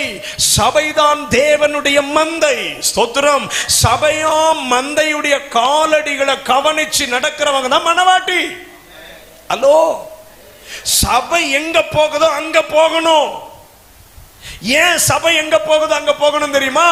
சபை இயேசுவின் சரீரம். கிறிஸ்து அதற்கு தலையாக இருக்கிறார். தலை எங்க போக சொல்கிறதோ உடல் அங்க போகும். திடீர்னு இந்த உடம்புல உள்ள அவயமெல்லாம் ஒன்று சேர்ந்து இன்னைக்கு நைட்டு கூட்டம் முடிச்ச உடனே தலை வீட்டுக்கு போட்டோம், உடம்பெல்லாம் சந்தைக்கு போட்டோம்னு முடிவெடுத்தா அது நடக்குமா? ஹலோ, அப்படி ஒன்று நடக்கும்னா வேற சிலர் சேர்ந்து எங்க ஊர் பக்கத்தில் நீங்க கேள்விப்பட்டிருப்பீங்க, ஒரு 10 நாளைக்கு முன்னாடி, ஆமா, தலையை மட்டும் தனியா அறுத்து தம்பிய கொன்ன இடத்துல கொண்டு தலையை வச்சுட்டு போயிட்டானுங்க. அப்படி 4 பேரை ஏவி விட்டா தான் அது நடக்கும். தலை மட்டும் அங்கே, உடல் எல்லாம் இங்கே. அப்படி செய்ய முடியாதுல்ல. தலை சொல்ற இடத்துக்கு உடல் போகுது. மூளை கட்டளை இட்ட உடனே சும்மா கால் என்ன ஸ்பீடா போதுங்க, டைம் ஆயிட்டு எழும்புன்னு மூளை சொன்ன உடனே கூட்டத்தில் கூட பாதியில் எழும்பி போக சொல்லுது. பஸ் வந்துடும் கிளம்பு அப்படின்னு சொல்லுது. 10 மணி ஆனாலும் வராது பஸ். தோத்துரும். அல்லேலூயா. கூட்டம் முடிகிற வரைக்கும் அது வராது. காரு இருக்கு, கிளம்பிடுவேன்னா காரு கிளம்பாதுன்றேன் இயேசுவின் நாமத்தினால.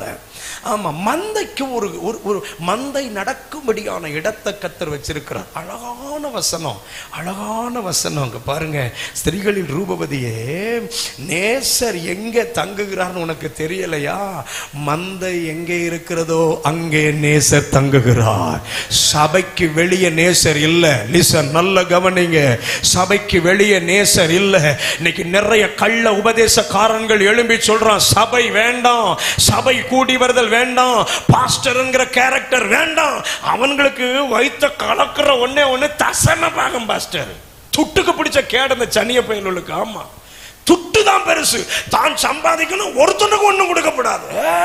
அவர் வாரத்துக்கு ஒரு நாள் மட்டும் மைக்க பிடிச்சு பிரசங்கம் பண்ணுதாரு, நான் தசம பாகம் கொடுக்கவா? நீ பண பேய், உன் பணம் உன்னோட. சொல்ல மாட்டேங்கிறீங்களே, நாசமா போக கிடவது. நான் இல்லாத சொல்ல, பைபிள்ல இருக்கதான் சொல்றேன். இவனுங்களுக்கு விஷயம் பணம் தான் பாஸ்டர், வேற ஒண்ணு இல்ல. தசமபாகம் கொடுக்க கூடாது, காணிக்க போடக்கூடாது. அப்படி காணிக்கன்னு போட்டா கூட மனுஷன் மண்ணிலிருந்து வந்தவன் பத்தீங்களா? அதனால மண் கலர்ல ஒரு நோட்டு இருக்கும், அதான் போடுவான். அதை தாண்டி ஒரு பச்சை கலர்ல ஒரு நோட்டு இருக்கு, லைட் ப்ளூல ஒரு நோட்டு இருக்கு, கத்திரிப்பு கலர்ல ஒரு நோட்டு இருக்கு, ஆரஞ்சு கலர்ல ஒரு நோட்டு இருக்கு. சோத்திரம். டார்க் பச்சையிலே ஒரு நோட்டு இருக்கு. புரியல போல இருக்கு. என்ன புரியுமா? பரவாயில்ல. இந்த மண் கலர் நோட்டு என்னைக்கு மறையுதோ அன்னைக்கு தான் நீங்க மகிமைக்குரியவர்கள்னு அர்த்தப்படும்.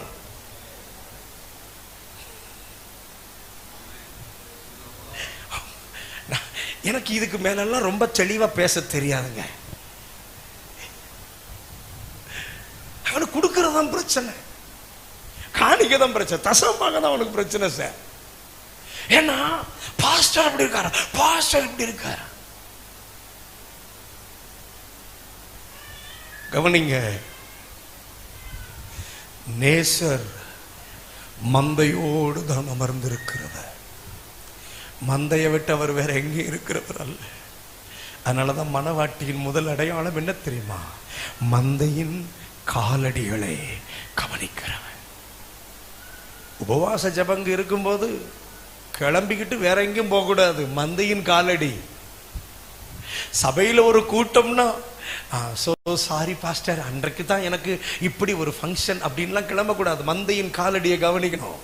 சரி, மணவாட்டியின் முதல் அடையாளம் மந்தையின் காலடிகளை கவனிப்பவள். இரண்டாம் அதிகாரத்தின் 3வது வசனத்தை பாருங்க. நிழலை விட்டு நீங்காதவள். நிழலை விட்டு நீங்காதவள். காட்டு மரங்களுக்குள்ளே கிச்சிலி மரம் எப்படி இருக்கிறதோ அப்படியே குமாரருக்குள்ளே என் நேசர் இருக்கிறார். அதன் நிழலிலே வாஞ்சையாய் உட்காருகிறேன். நிழலை விட்டு நீங்காதவள். நிழல் என்றால் தேவ பிரசன்னத்தை அடையாளம், தேவ சமூகத்துக்கு அடையாளம். ஒரு நொடி கூட இந்த பிரசன்னத்தை விட்டு சமூகத்தை விட்டு பிரிறதுக்கு மணவாட்டிக்கு மனதே இல்லை. மனதே இல்லை. அவர் நிழலிலே. அவர் நிழலிலே. உங்களுக்கு ஒன்று தெரியுமா? அவர் பிரசன்னம் தான் நம்முடைய நிழல். அவருடைய பிரசன்னத்தை விட்டு வெளியே போயிட்டா ஆபத்துல நிக்கிறோம்னு அர்த்தம். ஆமா, உஷ்ணம் நம்மேல் தகித்து விடும். ஆமேன், ஸ்தோத்திரம். சில தாக்குதல்கள் நம்மேல் நேரிட்டு விடும். அந்த நிழல்ல இருக்கிற வரைக்கும் மணவாட்டிக்கு எப்பவும் சேஃப் தான். அல்லேலூயா. பிரசன்னமாகிய நிழலுக்குள்ளேயே இருக்கணும். ஒரு ஆராதனை தொடங்குறது முடிகிற வரைக்கும் தேவ பிரசன்னமாகிய நிழலுக்குள்ளேயே இருக்கணும். மைண்ட வேற எங்கேயும் விடக்கூடாது. பாடும்போது தேவ பிரசன்னம். ஹல்லேலூயா. ஆராதிக்கும் போது தேவ பிரசன்னம். 4 பேர் சாட்சி சொல்லும் போது கூட தேவ பிரசன்னம். பிரசங்க வார்த்தைகள் வரும்போது தேவ பிரசன்னம். நிழலை விட்டு நீங்கிறவே கூடாது. ராத்திரி தூக்கத்துல எழும்புனா கூட ஸ்தோத்திரம் ஸ்தோத்திரம் ஸ்தோத்திரம் ஸ்தோத்திரம் எழும்புகிறவர்கள் மணவாட்டி. மணவாட்டி. வாகனத்துல பிரயாணம் பண்ணும் போது தெய்வ அன்பை நினைக்கிறவங்க, தெய்வனை பாடிக்கொண்டே இருக்கிறவங்க, ஒரு நொடி கூட உங்க பிரச்சனை இல்லாம நான் வாழ முடியாதப்பான்னு சொல்றவங்க மணவாட்டி. நிழலை விட்டு நீங்காதவள். 3ஆம் அதிகாரத்திலே ஆமே வசனம் 4 கவனித்து பாருங்கள். நான் அவர்களை விட்டு கொஞ்ச தூரம் கடந்து போன உடனே என் ஆத்தும நேசரை கண்டேன். அவரை நான் என் தாயின் வீட்டிலும் என்னை பெற்றவளின் அறையிலும் கொண்டு வந்து விடுமட்டும் விடாமல் பற்றி கொண்டேன். ஸ்தோத்திரம். பற்றி கொள்ளும் பரிசுத்த வாட்டி. மணவாட்டி. பற்றி கொள்ளும் பரிசுத்த வாட்டி. நேசரை விடாமல் பற்றி கொள்ளுகிறவள். ஹல்லேலூயா. நேசரே, நீங்க எங்க போனாலும் நான் வருவேன். ஸ்தோத்திரம். உங்களோடு தான் என் பயணம். உம்மை விட்டு ஒரு நொடி கூட இன்னும் ஒரு ரூட் நான் தேர்ந்தெடுக்க சொல்லுங்க மாட்டேன். ஆமா, பற்றி கொள்ளும் பரிசுத்த வாட்டி. உண்மையே பற்றி 1000 இழப்பு வரட்டு உங்களை தான் பிடிச்சிட்டு கிடப்பேன் ஆண்டவரே. 1000 ஆசீர்வாதம் வரட்டு உங்களை தான் பிடிச்சிட்டு இருப்பேன். நல்ல ஒரு ஆமென் சொல்லுங்க. என் வாழ்க்கையில உம்மை விட உயர்ந்தது எதுவுமே இல்லை ஆண்டவரே. உம்மை பற்றி கொள்ளுங்க ஆண்டவரே. வேற எதையும் பிடிச்சிக்காதீங்க. எதுவுமே நம்முடைய வாழ்க்கைக்கு நிரந்தரம் அல்ல, கடைசி வரை வரப்போகிறது இல்ல. இந்த நேசரை பிடித்து கொண்டவங்களை கடைசி வரைக்கும் நேசர் கைவிட்டதில்லை. கைவிட்டதில்லை. ஹல்லேலூயா. பற்றி கொள்ளும் ஒரு பரிசுத்த வாட்டி என்கிற அனுபவம். நான்காவதாக 4ஆம் அதிகாரத்தினுடைய 9வது வசனத்தை பாருங்க. என் இருதயத்தை கவர்ந்து கொண்டாய். என்ன அழகான வார்த்தை. என் இருதயத்தை கவர்ந்து கொண்டாய். ஸ்தோத்திரம். இதயம் கவர்ந்த இனியவள் தேவனுடைய மணவாட்டி. இதயம் கவர்ந்த இனியவள். யாருடைய இருதயத்தை கவர்ந்து கொள்ளணும்? நம்ம நேசருடைய இருதயத்தை கவர்ந்து கொள்ளணும். கையை உயர்த்து ஒரு ஆமென் சொல்லுங்க. நேசருடைய இருதயத்தை. நான் ஒரு 3 காரியம் சொல்றேன். என்ன ஸ்தோத்திரம். நேசருடைய இருதயத்தை கவர்ந்து கொள்ள நான் என்ன செய்யணும் தெரியுமா? 9ஆம் வசனத்துல கீழே பாருங்க. என் சகோதரியே, என் மணவாளியே, உன் கண்களில் ஒன்றினாலும். அந்த வார்த்தை ரொம்ப அழகா இருக்கு பாத்தீங்களா? கண்கள். அப்போ என் பார்வை சரியா இருந்தால் நேசர் என் மேல இன்பமா இருப்பார். என் பார்வை சரியா இருக்கணும். பார்வைய வேற எவன் மேலையும் திருப்ப கூடாது. அல்லோ, பார்வைய பணத்துக்கு மேல திருப்பிடக்கூடாது. ஸ்தோத்திரம். ஞாயிற்றுக்கிழமை ஒரு குழு வச்சிருக்கிறோம், நீ வந்து கையெழுத்து போட்டா தான் உனக்கு குழு பணம் கிடைக்கும்னா ஆராதனையை அல்லல் தட்டிட்டு அங்க போய் உட்கார கூடாது. ஸ்தோத்திரம். உண்மையான மனவாட்டி என்ன செய்வா தெரியுமா? என் பார்வையை வேற எங்கும் மாற்ற போறதில்லை. என் கண்கள் என் நேசர் ஒருவர் மேலேயே வைக்கப்பட்டிருக்கும். சரி, பார்வை. 2வது பாருங்களேன், 10வது வசனம். உன் நேசம் எவ்வளவு. அப்புறம் அன்பினால நேசருடைய இருதயத்தை கவர்ந்து கொள்வது. அன்பினால. ஹல்லேலூயா. அன்பினால. அன்பு வார்த்தையில் அல்ல, வாழ்க்கையிலும் அனுபவத்திலும் இருக்கு. ஒத்துக்கிறீங்களா? அன்பு எதுல அல்ல? வெறும் வார்த்தையில் அல்ல. வெறும் வார்த்தையில் அல்ல. உயிரோடு இருக்க வரைக்கும் புருஷனை திட்டி தீக்கிறது. எவனுக்கோ சாவு வருது, உனக்கு வரலையேன்னு சொல்லுது. செத்ததுக்கு அப்புறம் இந்த மனுஷன் கிடந்திருக்கும் போது ராஜா மாதிரி நடந்து வருவாருங்க. ஐயோ அப்படிங்கிறது. கல்லறையில போய் மாலை மாலையா போடுது. அவன் சாவுக்கு காரணமே தான். ஆனா செத்ததுக்கு அப்புறம் தான் அன்பு. அதுக்கப்புறம் அன்பை காட்டி என்ன பிரயோஜனம்? சில பிரதர் அப்படிதான். சிஸ்டர் சொல்லும், உங்களுக்கு என் மேல அன்பே இல்லையா? யார் இல்ல அன்பு இல்லைன்னா, நான் அன்பெல்லாம் நிறைய வச்சிருக்கேன். எங்க சார் வச்சிருக்கிய? கட்டில் கீழே. ஆமா, பீரோலுக்கு உள்ள. ஏங்க, கார்ல பெட்ரோல் போட்டா எங்க போடணும்? டேங்க்ல பெட்ரோல் போடணும். நம்ம ஆளு கேன்ல அடைச்சு டிக்கில வச்சிருக்கான். தம்பி பெட்ரோல் இருக்கா? பெட்ரோல் இருக்கு, பிற ஏன் ஓடல? அதான் சார் தெரியல. பெட்ரோல் சார் 20 லிட்டர் இருக்கு சார். 20 லிட்டருங்க, முள்ளு காட்டலையப்பா. முள்ளுதான் மனைவி. அன்பு இருந்தா முள்ளு காட்டிடும். ஹலோ, முள்ளு ஈல டவுன்ல கிடக்கு.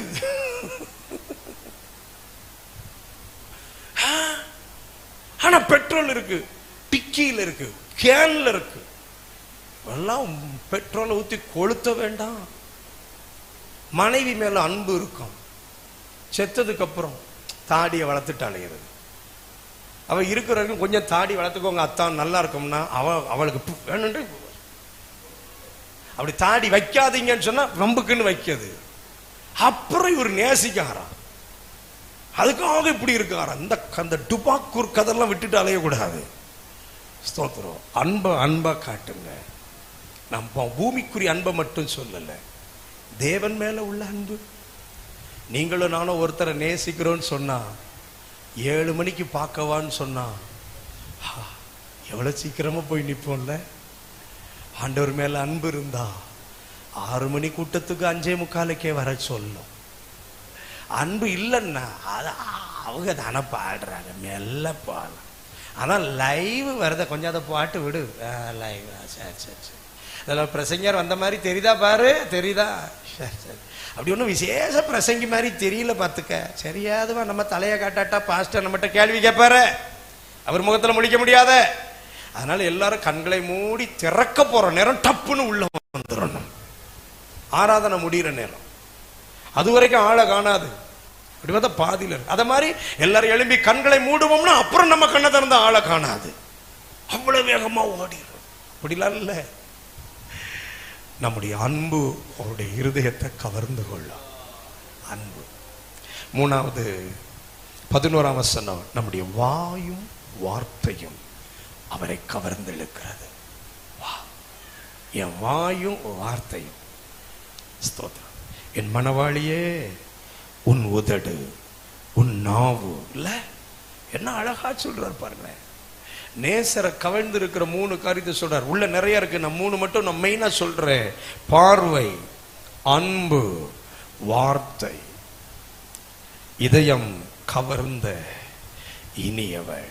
ஐந்தாவது மணவாட்டியின் ஐந்தாவது அடையாளம், விழித்திருப்பதில் விசேஷமானவள். விழித்திருப்பதில் விசேஷமானவள். 2ஆம் வசனத்தை பாருங்க.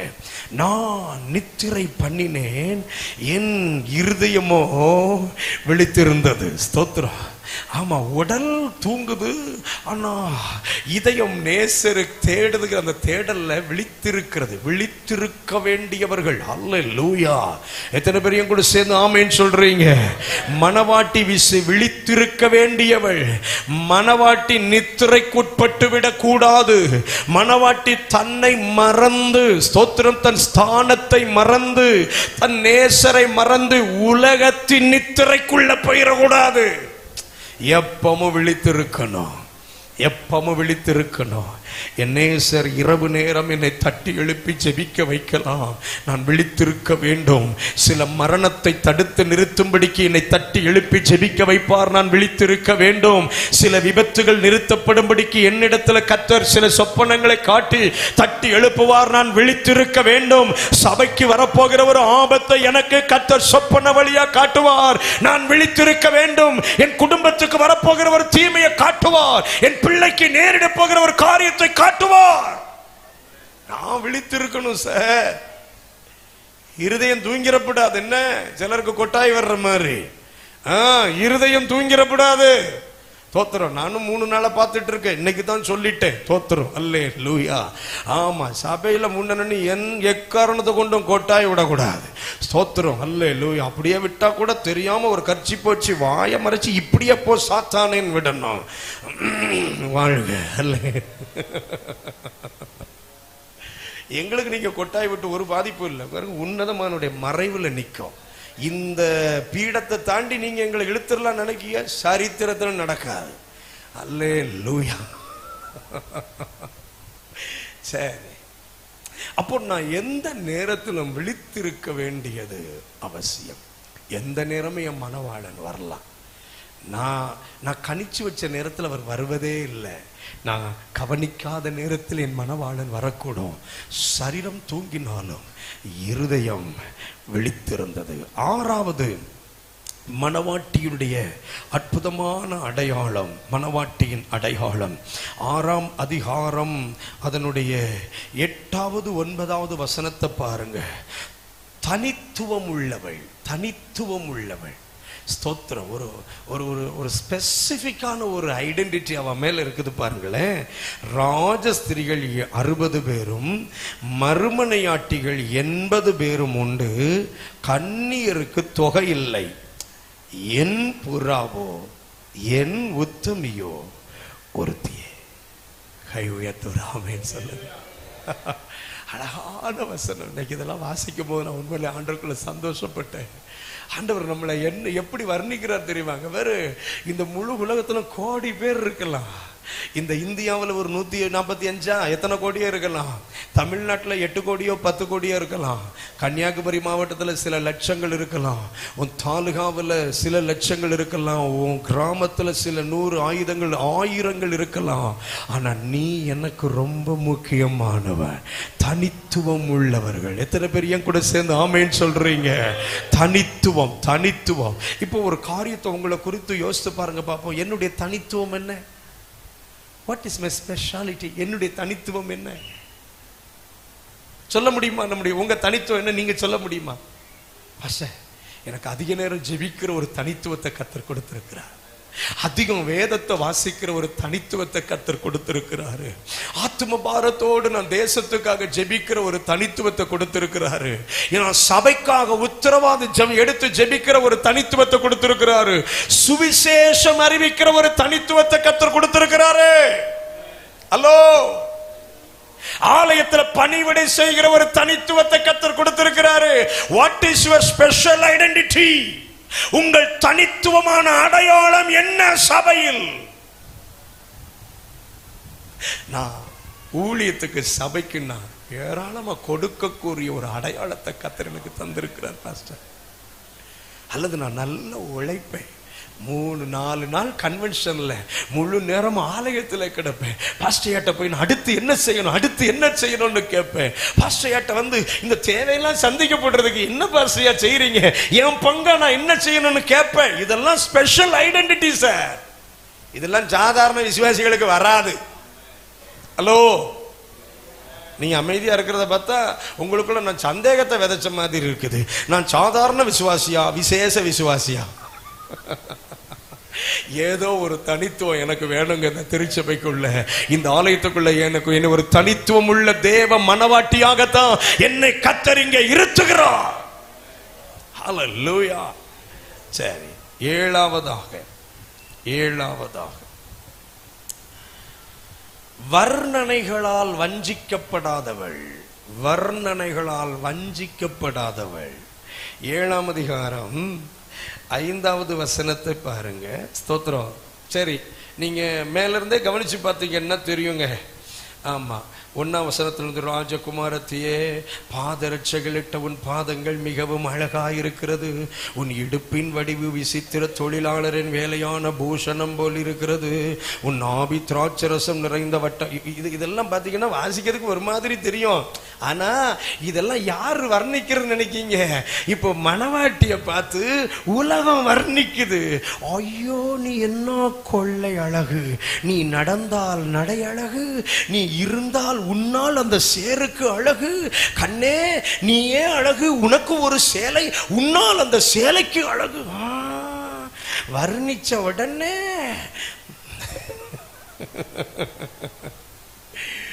ஐயோ நீ சிரிச்ச பாரு, அந்த சிரிப்பு. ஐயோ, பாஸ்டையா நேத்த முந்தானத்தை சொல்லிட்டு இருந்தாங்க. யாரோ ஒருத்தருங்கிறது பசி ஏறி எங்கேயோ போறாங்களாம். ஏமா இங்க சபை இருக்கும்போது என்னம்மா நீ அங்க போறன்னா, எங்க பாஸ்டர் கொள்ளை அழகு, அவர் சிரித்தால் அழகு, மைக்க பிடித்தால் அழகு, அவர் இப்படி நின்றால் அழகு, அழகு.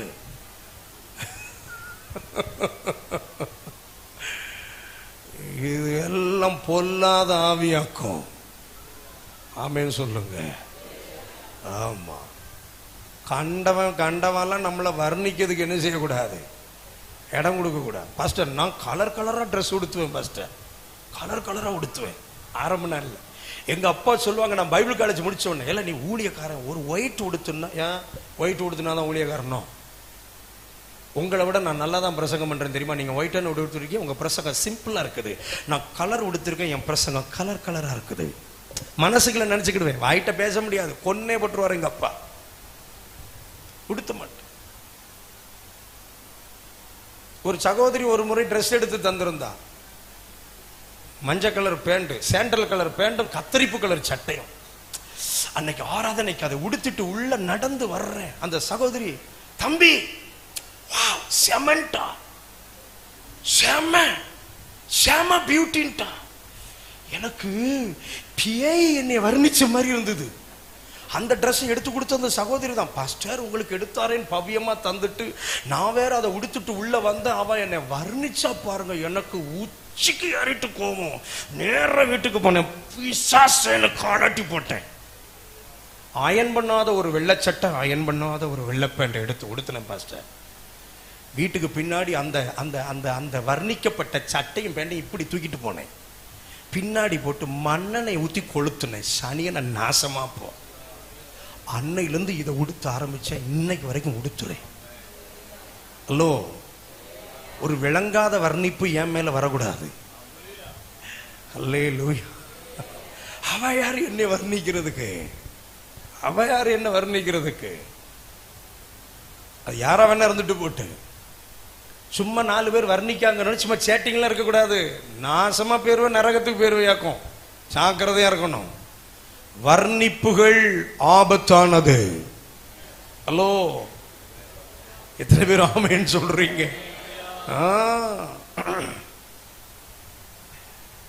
முடி உங்களுக்கு வெள்ளை ஆயிட்டு, நீங்க கொஞ்சம் கருப்படித்தான் நன்றாக இருக்கும் அப்படின்னு போயிட்டு கலர் அடிச்சிடப்படும். பொண்டாட்டிக்கு நீ கிழவன்னு தெரியும், புருஷனுக்கு கிழவின்னு தெரியும், பிற என்னங்க கலர் அடிப்புன்றேன். ஒருவேளை வேற வழி இல்லை, அந்த சகோதரி சொல்லுது, ஏங்க நீங்க இப்படி இருந்தா எனக்கு நமக்கு வயசாயிட்டோம் நினைக்க தோணுது, கலர் அடிங்கன்னா நீ அடிச்சு விடு வேணா. இன்னும் ஒரு மாதிரி முழிக்கிறீங்க. அதுவுமே எதுக்கு வேஷம்ன்ற, வெளுத்தது வெளுத்து திறந்துட்டு போட்டுமே சாணிய. ஹலோ, வெளுத்தது வெளுத்ததா இருந்துட்டு போட்டுமே. அப்புறம் புடுங்கிறது நடுறது, அதனால த்ரெட்டிங், சாரி, இந்த பிரசங்கம் தான் சிலருக்கு த்ரெட்டனிங்கா இருக்கும். இதெல்லாம் எவன் கட் பண்ணி எங்க போட போறானோ போடதவன் போ, அதை பத்தி எனக்கு கவலை இல்லை. கத்தர் ஒழுங்கா அவங்க இங்க எல்லாம் முழிக்க வச்சிருக்க, முளைக்க வச்சிருக்கிறார். இவங்க அதுல இதை பிடிங்க அதை வில்லு மாதிரி வளைச்சு விட்டு, சிலருக்கு இல்லாததுக்கெல்லாம் வரைஞ்சி விட்டு, ஐயோ ஸ்தோத்திரம். ஆவிக்குரிய சபையிலேருந்து அந்த பேய் வருதுன்றேன். நல்ல உதட கொடுத்துருக்காரு. இவ அதுக்கு கலர். நான் அந்த உதடுக்கு நினைக்க பாஷா, அந்த உதடு வெளுத்து நோய் வந்துட்டு போல இருக்கு பாஷா, அதை மறைக்கிறதுக்காக இப்படி அடிச்சு, வேற ஒன்று மெத்தப்படிலாம் ஒன்றும் இல்லை. சரி, சிலருக்கு பிளவினோம், ஏதோ ஒன்று தேய்க்கணும், அதை இது தேய்ச்சிட்டு போறேன்னா, ஏன் இதைத்தான் தேய்க்கணுமா, இந்த கலர்ல தான் தேய்க்கணுமா? எனக்கு ஒரு நல்ல மணவாளன் இருக்கிறாரு, அவர் என் உள்ளார்ந்த அழகை வர்ணிக்கிறவர். அவர் என்னைக்குமே என்னை வெளிப்பிரகாரமாய் வர்ணிக்கிறவர் அல்ல. அவர் என்னை வர்ணிச்சா உள்ளார்ந்த அழகு. ராஜகுமாரத்தி உள்ளார்ந்த பூரண அழகு உள்ளவள் இல்ல. அவருடைய வர்ணிப்பு எப்பவுமே உள்ளார்ந்த பூரண வர்ணிப்பு தான். அந்த அழகதான் வர்ணிப்ப. ஒன்ன உலக ரீதியா அவுட்வேர்ட எவமெல்லாம் வர்ணிக்கானோ அத்தனையும் சாத்தானுடைய ஏஜெண்ட். நரகம் ஆள் அனுப்பியிருக்காக்கும் டிக்கெட்டை தூக்கிட்டு போறதுக்கு ஜாக்கிரதையா இருந்துக்கணும். சிலருக்கு பெருமை, என்ன எத்தனை பேர் வர்ணிக்கிறார்கள் தெரியுமா, அத்தனை டிக்கெட் ரெடியா இருக்குன்னு அர்த்தம். உன்னை நரகத்துக்கு இழுத்துட்டு போறதுக்கு ரூட் நிறைய இருக்கு போறதுக்கு. ஸ்தோத்திரம், கவனத்துல கொள்ளணுங்க. ஸ்தோத்திரம். வர்ணனைகளால் வஞ்சிக்கப்படாதவள், அவ்வளவு வர்ணிப்பு. அந்த 5வது வசனத்துல பாருங்களேன், உன் சிரசு கர்மேல் மலையை போல் இருக்கிறது, உன் தலைமயிர் இரத்தாம்பரமயமா இருக்கிறது. ராஜா நடைக்காவனங்களில். உங்க பைபிள் என்ன போட்டிருக்கு? அடி மயங்கி நிற்கிறாராம். இது இயேசு ராஜா இல்ல, சாலமோன் ராஜா.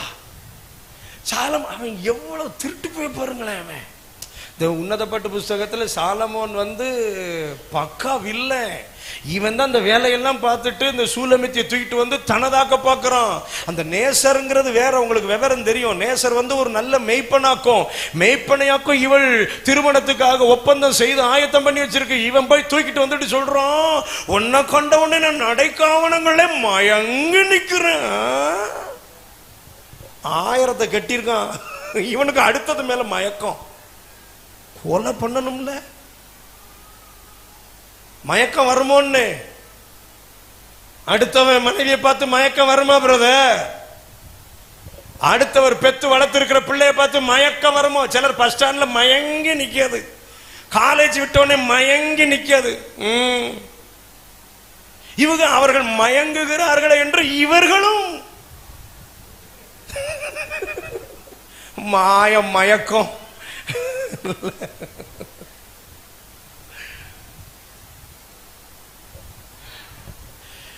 என் உள்ளத்தை சந்தோஷப்படுத்தணும். என்ன தெரியுமா? 10வது வசனம், நான் என் நேசருடையவள், அவர் பிரியம். என்ன டிக்ளரேஷன் பாஸ்டர்ல, என்ன டிக்ளரேஷன்? நீ மயங்கி நில்லு, மயங்கி செத்து போ சார், ஐ டோன்ட் கேர். எனக்கு ஒரு நேசர் இருக்கிறாரு. என் நினைவெல்லாம் அவருடைய நேசத்தின் மேலேதான். அவருடைய நேசம், அவருடைய பிரியம் என் மேல் இருக்கிறது. என்ன மனவாட்டி சார், என்ன மனவாட்டி. மனவாட்டிங்கிற வார்த்தை சாதாரணமா நினைச்சிட்டீங்களா? ஒரு பணமும் ஒரு பதவியும், ஆமென், ஒரு பயமுறுத்தலும் நம்மை மயக்க முடியாது, மயக்க முடியாது. எட்டாவதாக 7ஆம் அதிகாரத்தின் 12வது வசனம். உச்சிதங்களை உரித்தாக்குபவள், உச்சிதங்களை உரித்தாக்குபவள். அப்ப நேசருக்கு கொடுக்கிறது பெஸ்ட கொடுக்க நினைக்கிறாள்.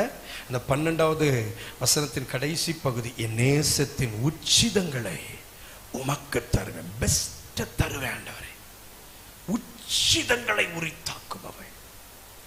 உச்சிதம் வா. ஒரு நாள் தொடங்குதுன்னா அதன் முதல் மணித்துளி உமக்குரியது. Best, must for God.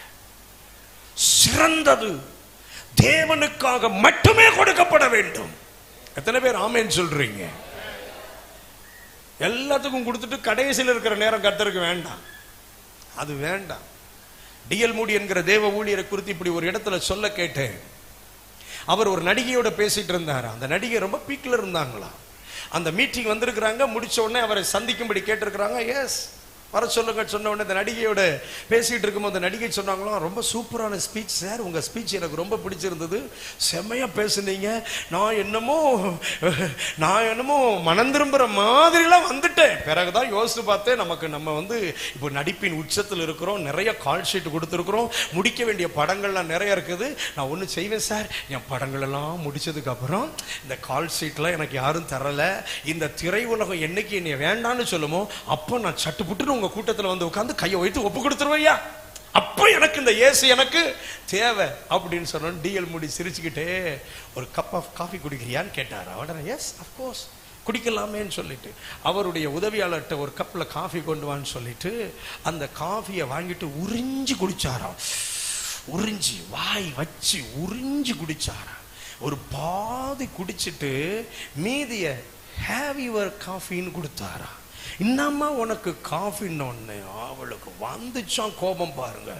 Coffee வாங்கி டேபிள்ல டம்முன்னு வச்சுட்டு சொன்னானா, இந்த எச்சி காப்பிக்கு அளந்தவ கிடையாதுன்னா அப்படின்னால. நான் சொடக்கு போட்டா எனக்கு ஜூஸ் வரும், சொடக்கு போட்டா காஃபி வரும்னாலா. டிஎல் மூடி சொடக்கு போட்டு சொன்னாராம், ஒரு டம்ளர் எச்சி காப்பியை நீ குடிக்கலன்னா உனக்கு கால் ஷீட் இருக்கிற வரைக்கும் சினிமால நடிச்சிட்டு பிறகு இருக்கிற எச்சி வாழ்க்கை ஆண்டவருக்கு வேண்டாம். எச்சி வாழ்க்கை ஆண்டவருக்கு வேண்டாம். உலகத்துக்கு மனிதர்களுக்கு பிரபலமாகிறதுக்கு எல்லாம் கொடுத்துட்டு கடைசியில வருவியா? எச்சி வாழ்க்கை ஆண்டவருக்கு வேண்டாம். ஆண்டவருக்கு கடைசியில ஏதோ ஒண்ணு கொடுக்கலாம் நினைக்காதீங்க. அவர் அழகில் சிறந்தவர், மகத்துவத்தில் பெரியவர், பரிசுத்தத்தில் ஆமென் மகா உன்னதமானவர். Best must for God. ஆண்டவருக்கு சிறந்தது கொடுக்கப்படணும். 9ஆவதாக கடைசியாக பிரசங்கத்தை தேவ கிருபையில ஒரு வழியா முடிக்கிறேன். ஸ்தோத்திரம். 8ஆம் அதிகாரத்தின் 14வது வசனத்தின் முதல் பகுதி, என் நேசரே தீவிரியும், என் நேசரே தீவிரியும், ஏக்கம் கொண்டு எதிர்பார்க்கிறவள், ஏக்கம் கொண்டு எதிர்பார்க்கிறவள், என் நேசரே தீவிரியும், இனியும் தாமதம் வேண்டாம், என் உள்ளம் உடைய வருகைக்காக ஏங்குகிறது. இந்த சாலமோன் அவன் நிமித்தம் உண்டாகிற அழுத்தங்கள் என்னை அதிகம் பாதிக்கிறது. ஆனால் என் உள்ளமோ உம்மை மாத்திரம் தேடுகிறது. நேசரே தீவிரியும். இந்த ராத்திரி இந்த சத்தத்தை கேட்கிற ஒவ்வொருவருடைய உள்ளமும் நம் இரட்சகர் இயேசுவாகிய மணவாளனை பார்த்து சொல்லட்டும், நேசரே தீவிரியும், நேசரே தீவிரியும்.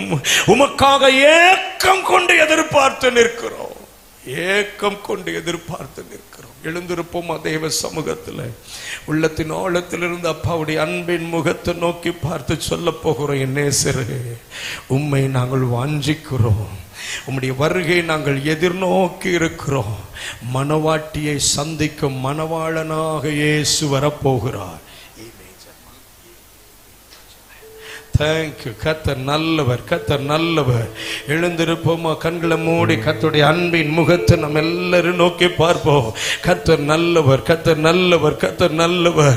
ஒரு 5 நிமிஷம் மாத்திரம் ஜெபம் பண்ண போறோம். ஆனா மணவாட்டி என்கிற ஏக்க உணர்வோடு அப்ப சமூகத்தை நோக்கி பார்த்து கூப்பிட போகிறோம். உள்ளத்தின் ஆழத்திலிருந்து ஹல்லேலூயா, ஹல்லேலூயா. மரணத்தை வென்ற நம் ஆண்டவர் மணவாளனாகவே வருகிறார். மரணத்தை வென்ற நம் ஆண்டவர் மணவாளனாகவே வருகிறார். கரைதிரை அற்ற சபையினை தம்மோடு சேர்க்கவே வருகிறார். கரைதிரை அற்ற சபையினை தம்மோடு சேர்க்கவே வருகிறார். மாரநாதா அல்லேலூயா, வாரும் நாதா அல்லேலூயா, மாரநாதா அல்லேலூயா, வாரும் நாதா அல்லேலூயா, மாரநாதா. எல்லாரும் பாடி நேசரே ஆசையோடு பாடுகிறோம். மாரநாதா அல்லேலூயா, வாரும் நாதா அல்லேலூயா. நித்திரையை விட்டு நாம் எழும்புவோம், நீதியின் சூரியன் வருகிறார். நித்திரையை விட்டு நாம் எழும்புவோம், நீதியின் சூரியன் வருகிறார். ரட்சிப்பின் வஸ்திரம் காத்துக் கொள்வோம், ரட்சகர் வருகிறார்.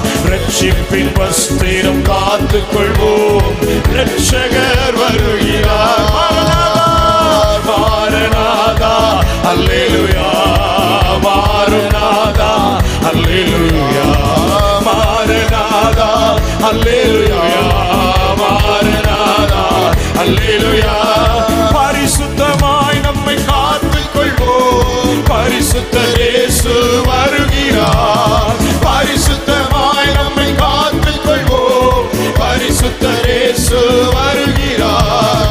நீதியாய் நியாயம் தீர்த்திடவே நியாயாதிபதியாக வருகிறார். நீதியாய் நியாயம் தீர்த்திடவே நியாயாதிபதியாக வருகிறார். மாரநாதா அல்லேலூயா, மாரநாதா அல்லேலூயா, மாரநாதா அல்லேலூயா, மாரநாதா அல்லேலூயா, மாரநாதா. அவர் மேல் உயர வாஞ்சையோடு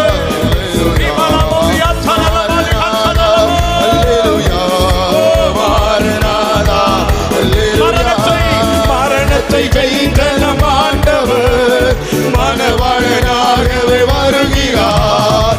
மரணத்தை வென்ற நம் ஆண்டவர் மணவாளனாகவே வருகிறார். கரைதிரையற்ற சபையினை தம்மோடு சேர்க்கவே வருகிறார். கரைதிரையற்ற சபையினை தம்மோடு கரைதிரையற்ற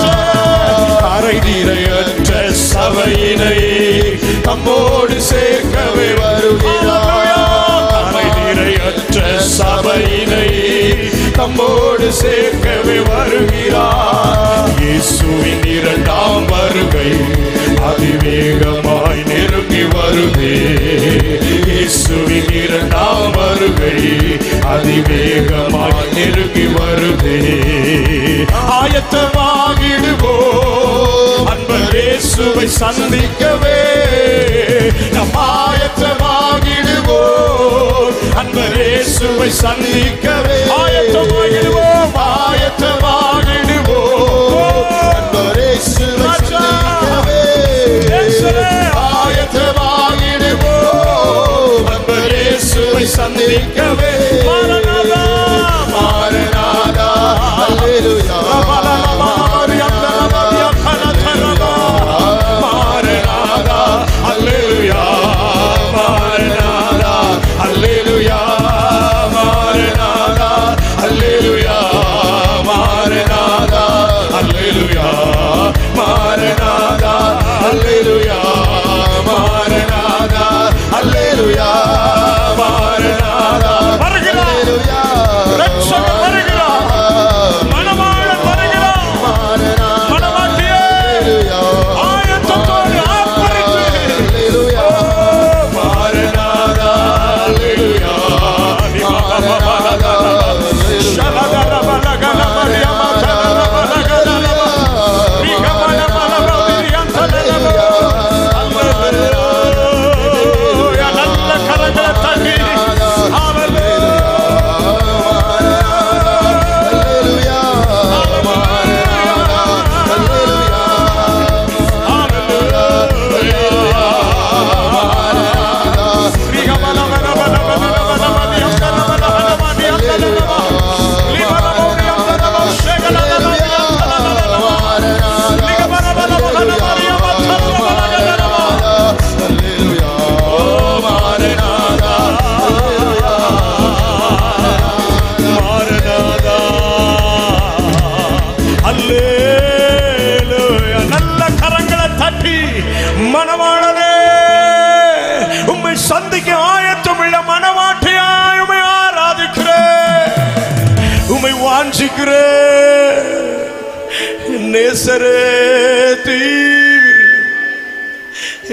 நேசரே தீவிரி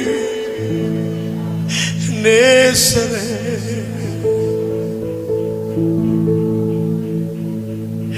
உள்ளத்தின் ஆழத்திலிருந்து உம்மை சந்திக்க ஆயத்தமாக்கப்பட்ட மனவாட்டியாய் சன்னிதானத்தில் நிற்க எங்களுக்கு கிருபை தரும்படி பேசின எல்லா வார்த்தைகளுக்காக ஸ்தோத்திரம் என்று கரங்களை தட்டி ஆண்டவருக்கு நன்றி.